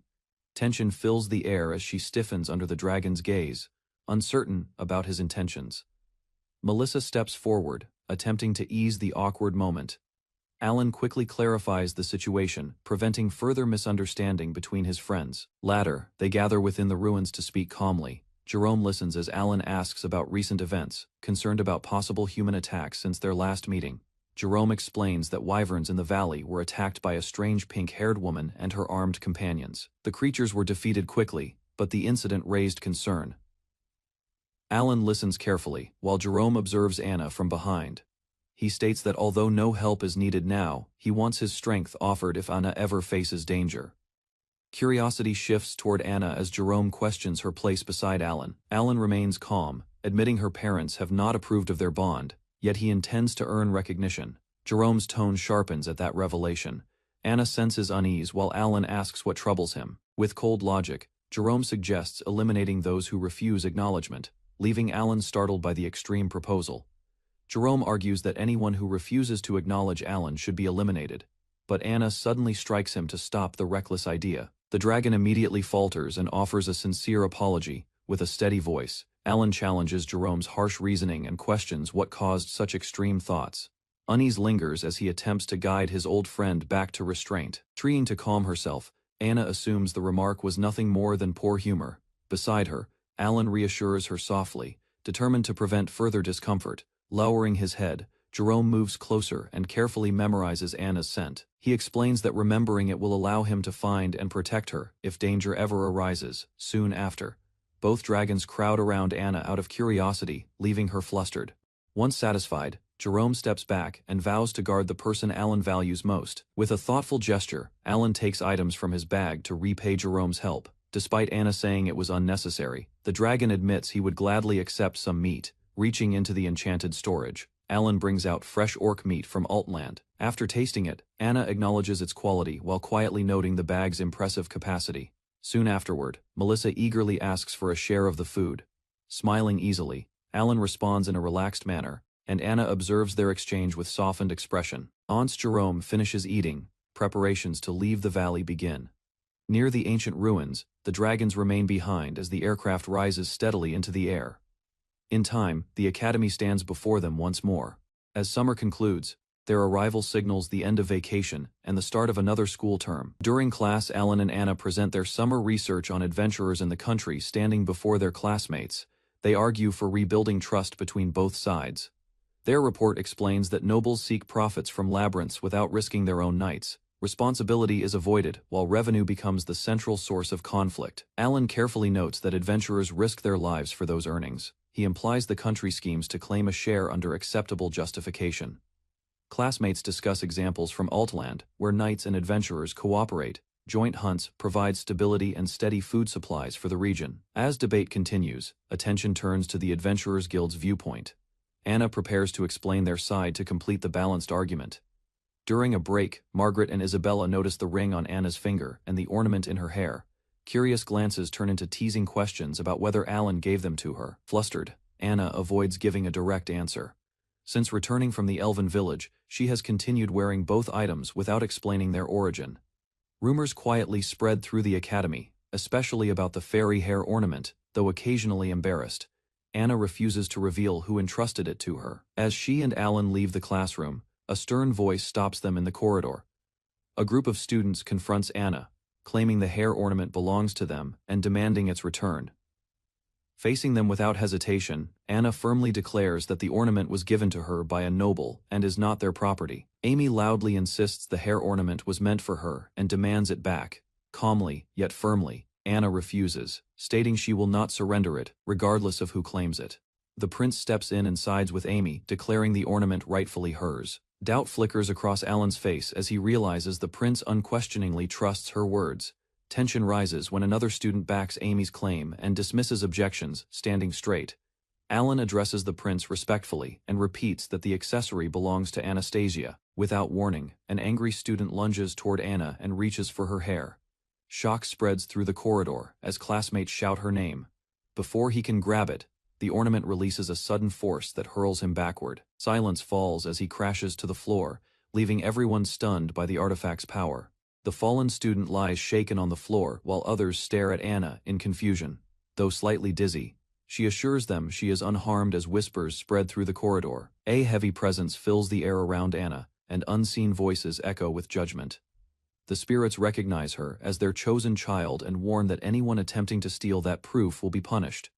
Dark pressure gathers behind her, forming a looming silhouette that silences the hallway. Fear grips the students as the spirits question who dared harm the one they cherish. Panic erupts, and several students flee in terror. Alan remains beside Anna, watching carefully as the oppressive aura slowly fades. In the aftermath, anger turns toward Amy for provoking the incident. Determination hardens within her as she insists her destined role must not be obstructed. Alan steps forward and declares that the hair ornament belongs to Anastasia. Firmly, he rejects Amy's claim and refuses to let her rewrite the truth. Turning toward her, Alan urges Amy to face reality instead of clinging to illusion. He reminds her that everyone standing there is a living person, not pieces arranged for her sake. Calm but resolute, he states that countless lives fill the royal capital, including Amy herself. None of them exist to satisfy a predetermined fantasy. Drawing closer, Alan makes it clear that no heroine governs this world. They are not characters bound to follow any scripted scenario. Believing the confrontation would finally end Amy's interference, he feels brief relief. Soon after, however, he realizes that hope was painfully naive.